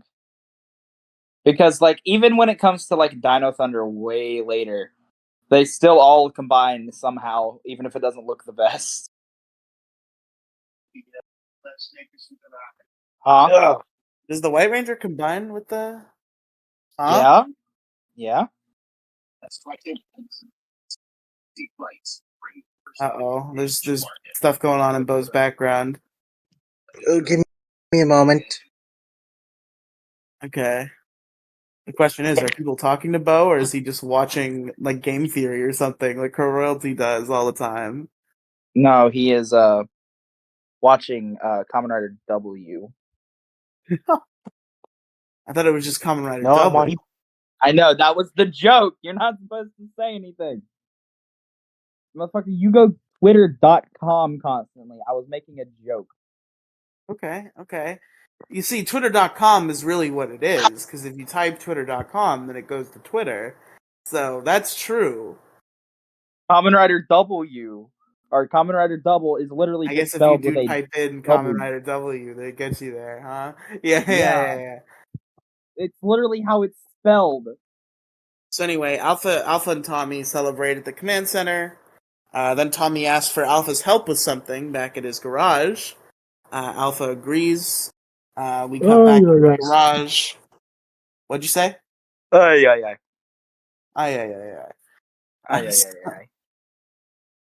So Tommy is building again, this time with Alpha's help. He asks Alpha for pliers. Alpha's dumb and tries to give him a wrench. But ultimately, after a couple of exchanges, he gets the pliers. All he needs now is the glue. Alpha picks the glue up. Tommy is in a rush, says he's in a hurry, and accosts Alpha about the glue, which he's holding in his hands and trying to give to him. But then Tommy goes to take it, but he can't get it because it's stuck. I thought that Alpha tried to grab like oil or something to start. Yeah, that probably did happen. He grabbed like another bottle, like that one. No, that one. Yeah. I don't need to write down literally everything. Okay, It's still really funny that he tried to pick up fucking oil instead of the damn glue. So he can't get it because it's stuck to Alpha's hand. Tommy face palms and says, "Alpha, you're too much." Oh, Alpha. Oh, Alpha. Oh, Tucker Carlson had Donald Trump on his show. I'm glad that my iPad decided that it was very important to tell me about that. Tucker Carlson had Donald Trump on his show. I guess so. Tucky and Donnie are hanging out. Who the hell is Tucker Carlson? I feel like Riely wants to hang out with Donnie. You don't want to know who Tucker Carlson is, I don't think. I don't think you do either. So anyway, Alpha shrugs. We cut to Rita real quick so she can yell at her henchmen and be mad and call them worthless. We get it. We cut to the juice bar. Jason and Zach are practicing martial arts with each other. Jason says they fought some ugly monsters, but man, that Spitflower. Zach agrees that he was the worst. Jason says he's glad they got to it before it got to that parade. Zach says, speaking of parades, they wrap up their practice. Then Zach calls out to Ernie and asks if the parade started yet. Ernie says it's just about to begin. They head to the bar to watch it on the TV. Trini and Billy are there too. Billy has fucking binoculars. Well, Bill is an idiot. Yeah. Jason says he wishes they could be there in person with Kim and her float or whatever. I could not figure out what Jason was trying to say here, but something like that. I don't know. Ernie asks Billy about his binoculars. They make him feel like he's really there, you see. So Kim and Tommy enter and greet the rest. Kim sees the parade on the TV, rolls her eyes, and says she doesn't want to watch it. Tommy says that she has to. Suddenly, Kim's float appears. Whoa! Kim is confused. And first she's confused, and then she smiles, and she's like, "Is that my float?" And the others yell, "Surprise!" See, Trini says, if I were Zach, you want to know what I would have said? "What?" I would have gone, no, I gave somebody a picture of yours and they recreated it. It's their float, not yours. Yeah, get fucked. Get fucked, bitch. just like even more fucking. I hope you got your payback for that poodle a poodle good birthday present, Kimberly. thing. Even more payback for that fucking poodle thing. So Trini says that Tommy put it back together in time. Kim turns to him and hugs him and thanks him. Bulk and Skull walks in. They're all bandaged up, and Skull asks for a hug too. Tommy tells them to buzz off because he was about to pitch the makeout sesh and they ruined it. No, he was about to pitch a tent.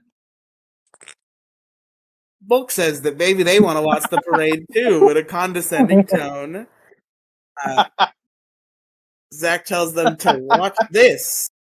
He starts doing something with his hands, and he's like, "The hand is quicker than the eye," and then he does like a magic trick where he makes flowers appear. Then Bulk and Skull have flower PTSD and back away. The Rangers laugh. That's the end of the episode. And I feel like was... Riely has flower PTSD. I have Crow Royalty PTSD.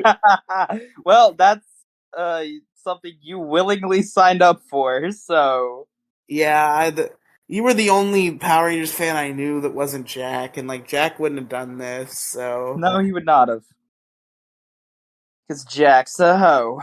Because Jack would have been like, no, we have to, that's not what Jack sounds like. Yeah, it is. we have to skip to the Bulk and Skull part, because it's not good. That's what Yeah, Jack said. he would have been even more of a bitch than me.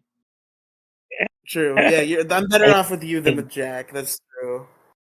Anyway, Okay. so, onward to the final questions for this episode. Favorite characters, guys? Starting with, Bo. Favorite character. I don't actually know. It didn't seem like there was a lot of character in this episode. I'll take it, and we can come back to you. Okay, go, Riely. My favorite character, and I know I'm going to be accused of repetitiveness, but I think he was legitimately the MVP here. He fucking saved the day in more ways than one. He saved the day in the teenager plot and in the Power Ranger plot. Tommy. Okay, you want to know who my favorite is? Who? Zach fucking Taylor. Why in this episode? Because of the snarky ass comments. I mean, I think Zach is much better off next episode in that regard, but okay. I know, but that comes next episode. Okay, Bo. We'll come back to you. It's your turn. I don't know. Tommy. That's what I'm saying. I don't know who. I didn't think there was a good character in Yay! this Add episode. him to the list. Add him to the list, my guy. Favorite characters. You already did that. Scenes. You can't tell I'm out of caffeine. Riely, favorite scene? The Rangers beatdown. This is minor, but I feel like my favorite scene is kind of. I just really liked the very simple framing of the like wrap up of the episode, where Jason and Zach are like martial arts sparring, but they're also having like a casual conversation about like what happened that day while they're martial arts sparring, and I just really like that. So I'm gonna give it to that. Bo. The Rangers getting beat for the first time. Damn. Yeah, That's fuck not the the first time. Rangers. That's not the first time. Yeah, they got the shit kicked out of them by Tommy a couple episodes ago. Yeah. Mine would be right after Kimberly's fucking float got destroyed. Why? Because she cries? No, because Zach's comment. Oh yeah, that is pretty good. I think that's more. I think that's more our comedic interpretation than what actually is in the text, though. I know, but still, Zach's fucking comment is gold. Fair. Now, when it comes to ranking, I think this one is definitely top higher seven. middle. I don't think so. It's not better than Food Fight, which is our current number 7. No, number 8. I don't think it's better than Trouble with Shell Shock, which is our number 9. I am willing to say it's better than. I am willing to say it's better than No Clowning Around, which is our number 10 currently. Yeah, it's definitely better than No Clowning Around. I kind of. How the fuck did we get Trouble with Shell Shock at number 9? I feel like it should be higher. I don't know why Peace, Love, and Woe is higher than Trouble with Shell Shock. I thought Trouble with Shell Shock was higher than Peace, Love, and Woe. No, I asked you, is it better than Peace, Love, and Woe? And you said no. I thought I said yes. I'm fucking tired. Well, we're not. No changing the list. The list is final. Damn it. Fine. This is definitely better than Peace, Love, and Woe. I can give you that. No, because Peace, Love, and Woe is really good because of the monster design. Like, I think a lot. I'm willing to have Peace, Love, and Woe where it is, just because I think Madame Woe is truly one of the most iconic monster designs in the show, and I think that alone boosts the episode. But coming in at the new number 10, The Spitflower. And now we are on to Season 1, Episode 25 of Mighty Morphin Power Rangers. Don't talk like that. This episode originally aired on October 30th, 1993, and then re-aired on July 31st, 2010. God. It was written by Cheryl Saban and directed by Robert Hughes. Stop it! Bad Grinch impression. What was that impression? Bad Grinch impression. Yeah, that was you doing Jim Carrey's Grinch, yeah. Very bad. God. The joke is that it's very bad. I couldn't even. That's the point. But hey. I don't want to get fucking sued. I'm replacing Crow with Bo. It's over. No. I'm replacing Riely with Bo. Life's a masquerade, folks. So we started the juice bar. The Rangers and others are decorating for a party for which it is appropriate to have about 900 clown decorations. Are there some clown girls? Because then we'll be talking about something here. There's definitely some girls in this episode. There's girls in every episode. Oh no, there's some like. No. I know what you're talking about, but I'm just saying that sentence is absurd because there's girls in every episode. I know, but I'm staying with my joke because there's some girls, if you know what I mean. So much. Ernie comes in and tells them to get a move on because they've got a lot of work to get ready for the costume party. Bulk and Skull don't want to work, so they're out of there. Kim tells them they have nice costumes, which I guess making fun of their outfits is the joke. I think that's the bit. Given they come back in the same outfit later, I'm pretty sure, yeah. Yeah, so Kim winks and Skull smiles like he thinks he's receiving a real compliment. Ernie tells Bulk and Skull to string up some stuff and throws it to them. Bulk says, "Thanks a lot," sarcastically to Kimberly. because she held him up so he couldn't escape from work. We see Angela. She's decorating too. Remember Angela? It's been a minute since we've seen her. Wait, who's Angela? Zach's love interest, Angela. Again, I ask who? Okay. I don't remember this. I don't remember this character at all. So Zach is here. He's holding tickets. He sees her walk by and calls out to her, asks her if she needs help with anything. Zach goes to follow Angela, but since Jason was holding a ticket from the end of the ticket thing that he has, he leaves a trail of tickets behind him as he goes. Jason tries to get his attention and chuckles when he fails. Tommy goes up to Kim and asks if she needs any help because Zach isn't the only one running game. Kim says sure and goes to get him a brush. She was painting. Bulk and Skull are putting the stuff up that they had to put up. The stapler they have is not working, so Skull gets mad and starts slamming it against his head repeatedly. Then through a Rube Goldberg machine of errors, Bulk gets white paint gooped on him. There's laughter all around. Skull jokingly tells him he looks like a ghost. Wait, I thought Kimberly said that. No, it was Skull. Okay. Trini says, "That's a scary thought." More laughter. Skull just kind of looks around awkwardly, then goes back to stapling. We cut to Rita's palace. Finster says the super putty is ready. Rita says they're going to keep the Rangers busy by sending a monster to their costume party. Rita's henchmen are prompted to praise this idea, and they do. Finster is going to make the very nastiest. He starts cooking. Rita. He's going to make the very nastiest, everlastiest. We have to cook, Rita. Oh my god, I was making a completely different joke. We have to cook, Rita. Rita, we have to cook. Oh my god. I forgot my joke now, damn it. So out comes a regular man in a Party City Frankenstein's monster costume. Just Which a is regular definitely dude. not Jason David Frank. I don't think it was. Was it? I'm pretty sure it was. It is later, but I don't know if it is here. I'm pretty sure it was. Maybe. So Rita says... That's kind of the point. You see, the thing is, the costume in terms of hiding who is under it is good, but in terms of looking like a quality costume, it does not look very good. Yeah. So I Rita still says, think it's Jason David Frank. It might be. Rita says she wants him to destroy the Power Rangers and asks if he can do it. According to him, he can. He can do anything. He can do anything. He's Frankenstein.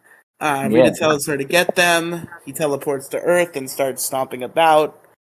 Cut to the Rangers, sans Tommy. They're heading to the costume party. Kim is excited, and here's the costume roundup for you. Zach is a pharaoh. Billy is a Sherlock Holmes-type detective. Kim is a princess. Jason is a fantasy hero. And Trini is something heritage-related. I truly don't know. Do you know what Trini was? I don't remember what Trini's costume looks like. Okay, well, we're just gonna have to hope. It looks like a stereotypical Indian. Maybe that's what she's going for. Maybe. Zach says, and I quote, "Yo, Billy boy, you look just like that Sherlock Holmes dude." And I cannot overstate how much I love this fucking line. That line's great. Yo, Billy boy, you look just like that Sherlock Holmes dude. Billy thanks him in Sherlock Holmes speak. Trini wonders who will win first prize. Zach is confident that it'll be him. Hey, you want to know who would really win best costume if he showed up? Who? Zordon. I mean, you're not wrong. Anyway. Just a floating head in a tube would be the best fucking costume ever. I mean, where's the lie? By the way, I fucking love Zach in the Pharaoh costume. He really brings the Pharaoh swag. I really love Billy in the Sherlock Holmes costume. He really brings the "I'm smarter than you." I mean, we'll talk about Billy in a sec. I have a bone to pick with Billy in a few What's your minutes here. bone to pick? We'll get there. Kim asks where Tommy is. Jason says, "Oh, the Green Ranger isn't in the footage." Yeah. What he actually says is that Tommy's costume isn't finished yet, so he's gonna meet them there. Zach says, "Come on, let's get to the party."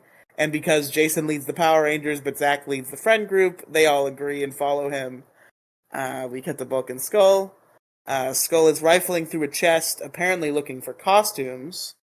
Bulk says he needs an excellent costume to win the contest. Now, he's also in this like weird massage machine. Does anybody know what the fuck this was? Do you want me to answer with what I thought it was, or do you want me to give you It what looks it like probably it looks like actually he's is? using a fucking auto blow. Do you want me to answer what I actually thought it was, or do I you mean, want me to I already answer made the dirty what it- joke, so you don't need to That's make it too. not what I thought it was? What did you think it was? I thought it was a vibrator stuck up his ass. Okay, well that's obviously not true because there was a machine. But it looks like No. Like a very fucking weird ass one that was vibrating. Okay, I don't care the anymore. entire We don't thing. need to expand on this. Oh my fucking god, are you kidding me, bro? What? Craig's been fucking up this whole time. Damn it! We gotta end the episode, guys. Bye. We can't. Bro. We can't do it. Yeah, we Wait, can. hold on. No, we What? can't. We're in Craig? the middle. Just make a note, and we can make another episode and publish it later. No, fuck off. Anyway, so did you figure out what it actually was then? Some kind of massage thing that's supposed to pop his back. Okay. Apparently. Yeah. So their first costume attempts, Skull is Captain Hook and Bulk is Peter Pan. Bulk is not going anywhere in little green tights, so back to the drawing board. I feel like it would have been funnier if they had just like swapped costumes and Skull was like, "Yeah, I'm gonna be Peter Pan," and then we just watch his fucking pants drop because he's wearing pants 10 times too big. Then they try the classic two-man horse costume. Bulk is not into being the back end. Riely wouldn't be into being the back end. I hate you. The next costume. I hate myself too. Skull is young Elvis and Bulk is old Elvis. This is good. This would be mine and Riley's costume. They boogie down Elvis style, but then Skull accidentally kicks Bulk and this messes up his back and he falls down. Frankenstein is outside their window, but he leaves before he does anything. We cut to the party. Kids are dancing and having fun. Pharaoh Zach is dancing all up around Angela, who I think is Aladdin, is what Angela is. I don't know.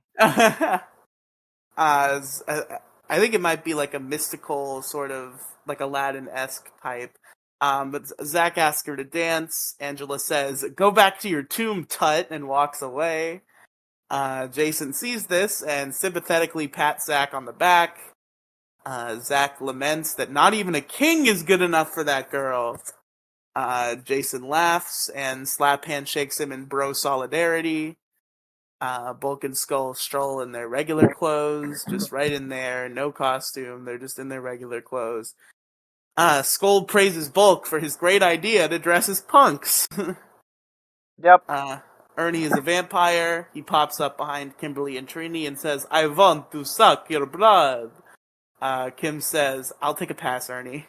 Ernie asks, "How'd you know it was me?" And yeah, how did I know it was you, Ernie?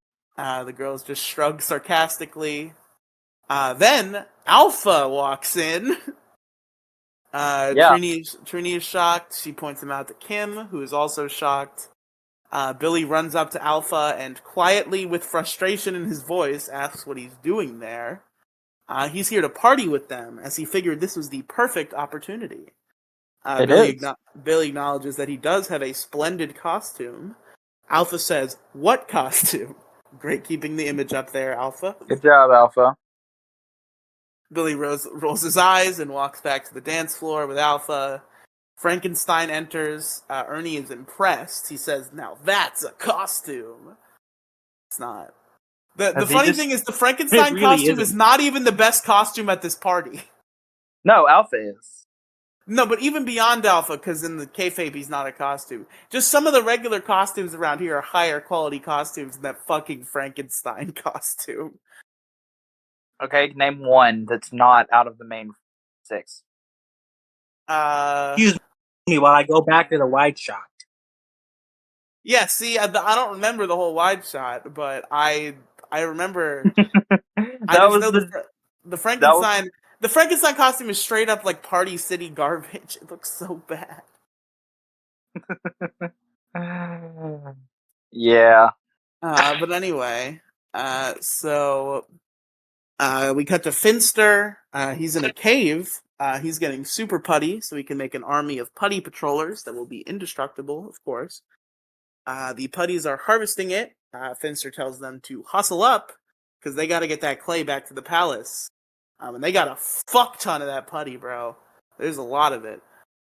We cut to the party. I feel like Riely needs a fuck ton of putty to fix what's wrong with his face. Why? Why? Because I'm just being mean to you at this point. So we cut to the party, and there are some chicks rubbing up against Alpha. Okay, real quick, we gonna pause right the fuck now. Alpha be getting bitches, my dude. Yeah, Alpha gets mad bitches in this episode. Alpha be getting bitches. Alpha gets mad bitches. He be getting more bitches than Riely's ever had in his goddamn life. That's not a very high bar. That is, in fact, the lowest bar it could be. Yeah. Hell, he's probably getting more bitches than Jack's ever had. Probably true, too. So they're talking about how cute his costume is. Alpha is flustered and nervous and responds with, "Oh yeah, pretty cool, huh?" Zach is upset Alpha getting this. bitches is pretty fucking cool. Yeah.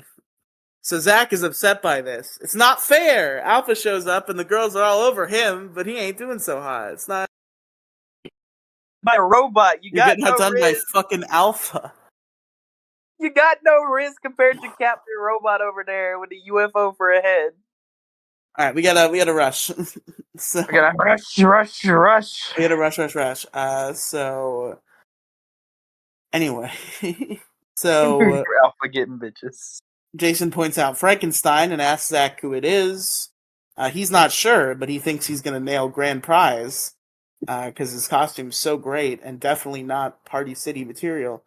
Billy says that he'll have to search for more clues, but he suspects that Frankenstein may be Tommy. He puts a fake pipe in his mouth and heads off to solve the case.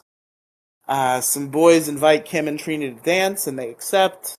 Frankenstein was about to grab them or something, but they were pulled away before he could. Frankenstein goes to grab Jason and Zach, but he is pulled away by a very pushy lady who says, "Come on, Frankie, this is our song," and pulls them onto the dance floor. Jason and Zach chuckle. Frankenstein tries to attack the lady, but she thinks it's just a very aggressive dance and is none the wiser. Frankenstein goes to step away, but she pulls him back in.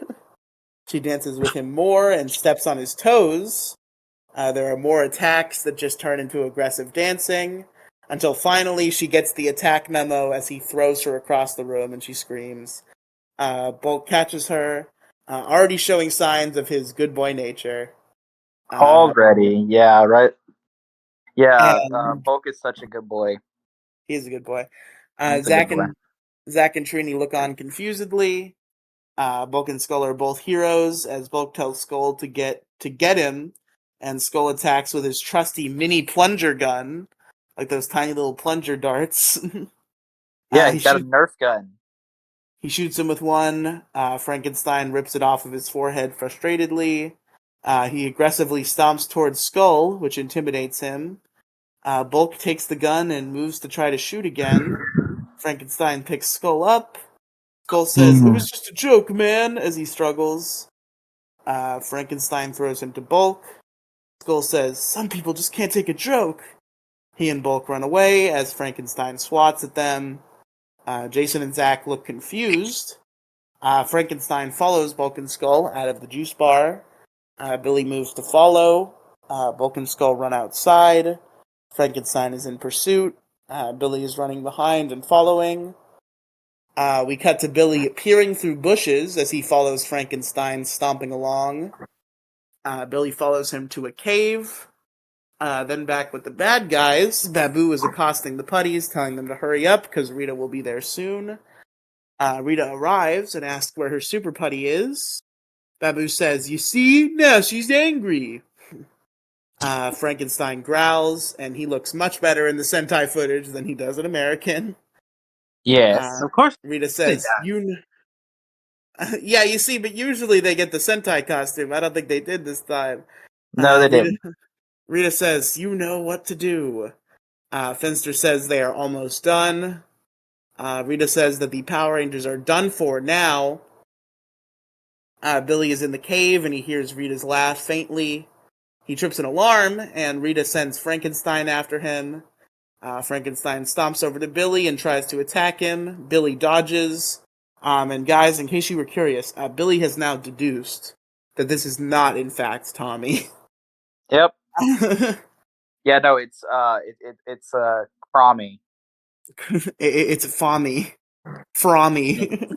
It's Fraudy. Okay, thanks for It's ready. Adding nonsense. Freddy. So he dodges more attacks. Both saved it. He dodges more attacks, and then Billy, a massive fucking nerd, says, "It's time for molecular transmutation." Billy. Hey Riely. Yeah. You ready for molecular transmutation? Is that what, are we gonna say it's time for molecular transmutation at the end of this episode instead of it's morphin time? I am. Okay. So you gotta go in on it too, man. Anyway, so Okay. Frankenstein attacks with the bolts on his neck, turned into a nunchuck type weapon. Billy is attacking with his blade blaster in blade mode. Frankenstein has the upper hand. Billy is getting beat down. Rita's excited about this because nobody will be able to stop her from causing a worldwide catastrophe. Rita tells them to get the ball rolling, and the putties roll a huge ball of super putty around. The earth splits open. People are running and screaming. Houses are being swallowed into the hole. Shit is crazy around here. Rita rises, floating on a big ball of super putty. Rita says running will not do them any good. They can't hide, and she will be back to destroy them. Then she evilly tells them to have a nice day. We go back to the fight, where Frankenstein is manhandling Billy. The ground shakes in the cave. Billy wonders what's going on, concludes it must be Rita, and runs to warn the others. At the party, the ground is also shaking there too. People start freaking out and running away as an unmorphed Billy re-enters. Ernie tries to calm everyone down, telling them it was just a tremor. Billy tells the others they have a major crisis situation. Kim says, "No kidding, we just had an earthquake." Billy says that Rita's doing a bad, and Frankenstein is real quick. Yeah. Kimberly, Yeah. what was the first thing that happened when Rita showed up to fight y'all's ass? True. The very fucking first thing that happened when Rita showed up to fight y'all's asses. True. She caused a fucking earthquake. True. So Jason figures that Zordon may know what's going on, so they're gonna find Tommy and head to the command center. But turns out, according to Zach, Tommy hasn't shown up yet. How about that? So they go on without him, because of course they do. Jason asks Zordon what's going on. Zordon explains that Rita plans to use her Frankenstein monster to destroy them, then take over the Earth with an army of super putties. Trini questions the term super putties. Zordon explains that it is a new type of putty that is nearly indestructible. Indestructible is an uh-oh, we don't want that. Jason calls him, but he doesn't answer. Alpha says he is not online and that he'll try to track his signal. Then we cut to Tommy, no costume, but he's got a backpack which may contain one, and he is about to enter the juice bar. The putties flip in and surround him. Tommy does not need these party crashers, so he attacks. He starts using the backpack as a blunt weapon. He does backpack slaps and He's kicks. pulling a Shinken Gold. Yeah. And the putties are able to get the upper hand as Tommy tries a little too hard to keep a hold on his cargo. He gets knocked to the ground. Back at the command center, Zordon tells the Rangers to hurry along and save the Earth and stuff. It's morphin' time. No, it's time for molecular... That's not what they say this time. No, wait, what the fuck? What? How did you say it? It's time for molecular transmutation. Yeah. It's time for molecular transmutation. So they go at Frankenstein. They got their weapons equipped. He starts fighting them all off handily. He knocks down Billy, and then in an aerial weapons clash between him and Jason and Zach, he knocks them down as well. The Rangers gather up. Frankenstein growls and swings his weapon. Rita gloats about how the Rangers don't stand a chance because now she's going to make him grow. So she does that. He grows. Yeah, she gloats about him. Yep. Because she gloats and makes him grow. Yeah, exactly. So now he has a boulder on the end of one bolt, ball and chain. The Rangers call the Zords. They board in roll call. Power up. Megazord time. Man mode time. You get it. Frankenstein and Megazord clash.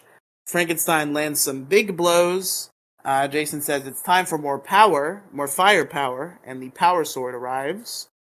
Megazord attacks with it, but it seems to bounce right off, and Frankenstein continues to dominate. Jason sees that this dude is tougher than he thought. Frankenstein wraps his boulder and chain around Megazord's neck and throws it. Then we go back to Tommy. He kicks them putties and kills them good, and the rest run away in fear. Zordon calls Tommy to the fight, so he morphs. Frankenstein throws Megazord by the neck again. Zach wonders how they're going to stop this guy. Jason says they have to get Megazord on its feet. Frankenstein hits them while they're down. Jason commands a switch to emergency power before he hits them again. Rita laughs evilly. She says, "Bad is so beautiful." Frankenstein attacks Megazord more. It sparks really bad and falls down. The Rangers are not doing too good, folks. Rita celebrates a victory that has not quite come yet. Frankenstein picks Megazord up and throws it into a building. Tommy arrives, finally, and summons the Dragonzord. Dragonzord joins the fight against Frankenstein. What'd you say, Bo? Thousands of people. What? Thousands of people what? Thousands of people are dead. True. So true. Yeah, they killed your parents. Oh no. Now Bo is Batman. Yes! Riely got it! I expected you not to get that one. Oh no, I'm so brooding. So Dragonzord joins the fight. Frankenstein has the upper hand. Tommy plays the command tune, and Dragonzord does a tail slap. But Frankenstein grabs Dragonzord's tail, swings him around, and slams him into Megazord, then throws him. It's pretty rad, actually. Yeah. Then he shoots evil red breath attack at them, and they start coughing. He gets Chain Shucks back out and hits them again. Jason says it's time to regroup and calls for the Mega Dragonzord. So they form that. Frankenstein attacks and seems to be winning again. Mega Dragonzord shoots an energy blast from his head at Frankenstein. He's fucking Stein. Frankenstein, but he directs it back. The Rangers shake. They power up the drill staff. Finisher attack. He gets drilled through the stomach. R.I.P. Frankenstein. Tommy celebrates. He says, "Bitch." That's right. And he says, "Now that's one bad case of indigestion."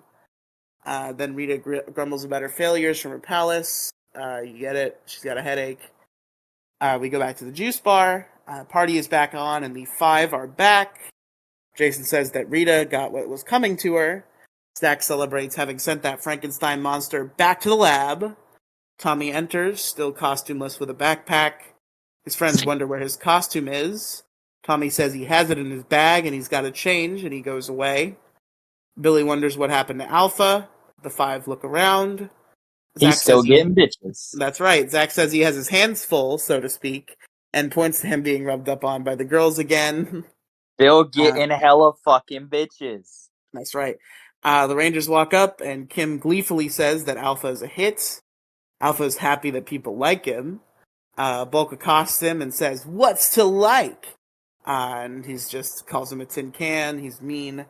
Bulk asks who he is. Suddenly, Frankenstein's back. Uh-oh. He growls. The Rangers stand ready to fight. But then he unmasks himself. And it's Tommy. Fucking Oveler. I'm glad you fucked it up when you tried to fucking stomp over my reveal, you scum fuck. So everyone's surprised. Tommy says that the monster inspired the finishing touches on his costume. He asks what they think. The other Rangers like it. Ernie goes to announce the winner of the costume contest. Bulk gets very excited. I'm going really fast. I'm going to go really fast to the wrap-up questions, too, because I'm afraid about the integrity of this recording. The winner is Whoever You Are, also known as Alpha. Bulk is crushed. He's angry. One of the girls wants to know who the mystery winner is. Bulk would also like to know that information. Bulk asks Skull for a can opener, which he does have, and gives it to him. Yeah, because Skull always has a can opener on him. Alpha says... he wants to eat them beans. Alpha says that this mystery will remain unsolved and leaves. The Rangers laugh. Followed by his bitches. Yep, exactly. And the Rangers laugh and the episode ends. Folks, that was Life's a Masquerade. Crow Royalty, who was your favorite character in Life's a Masquerade? Fucking Alpha. This man got so many bitches. It was so fucking funny. Riely, who was your favorite character in Life is a Masquerade? I'm going to go the opposite. I feel for him for not getting bitches, and he also just has a lot of good lines, and he carries the swagger as the Pharaoh. I'm going to give it to Zach. And Bo, who is your favorite character for this episode, my friend? Alpha. I agree. Now, Riely, what's your favorite scene? My favorite scene is shit. I don't know. It's fucking when. Oh, it's when Frankenstein swings Dragonzord by his tail, uses it to hit Megazord, and then throws it. Yeah, fair enough. Bo, what is your favorite scene in this episode? The entire fight scene between Frankenstein and the Zords. Yeah, it's pretty rad. I'm kind of disappointed I'm the only one with a different scene than the two of you. What is it? Anytime, or specifically, when Alpha fucking walks off, followed by his army of bitches. Yeah, okay, that's fair. Rank the episode. I think this one was extremely good. Very good. Number 5. No. Alpha and his bitches deserve number 5. I don't think it's better than Happy Birthday, Zach. I don't think it's quite as good. Wait, hold on. Wait, Happy Birthday, Zach is episode 5, isn't it? Or it's number 5. Yeah. Okay, so number 6. Yeah, it's probably better than Foul Play in the Sky. Okay, coming in at definitely better than that. So coming in at the new number 6, Life's a Masquerade.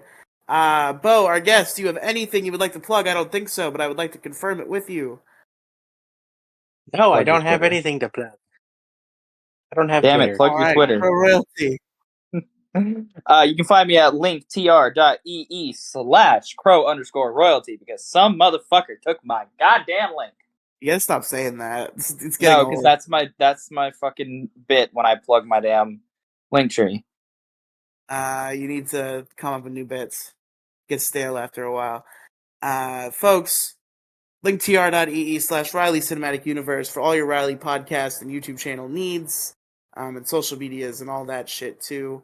You know what the story is. You know what to do. Folks, Thank you for listening to Megazord Radio. Thank you for coming on once again, Bo. Glad to have you. Nice to be here. Wait, I forgot what it said. And for Megazord... Oh, you mean the morph call is what you're saying? Yeah. It's time for molecular transmutation. Okay, because I was about to say transmorphosis and I was really confused. Okay. So until next time, we're morphing out of here. It's time for molecular transmutation. It's time for molecular transmutation. Yeah. No. We did know it's so good, and they're both just so late. It's okay. Goodbye, folks. Goodbye. I've been Crow. He's been Riely, and that's been Bo. Bye. Hashtag Riely is And gay. I've been guys. here.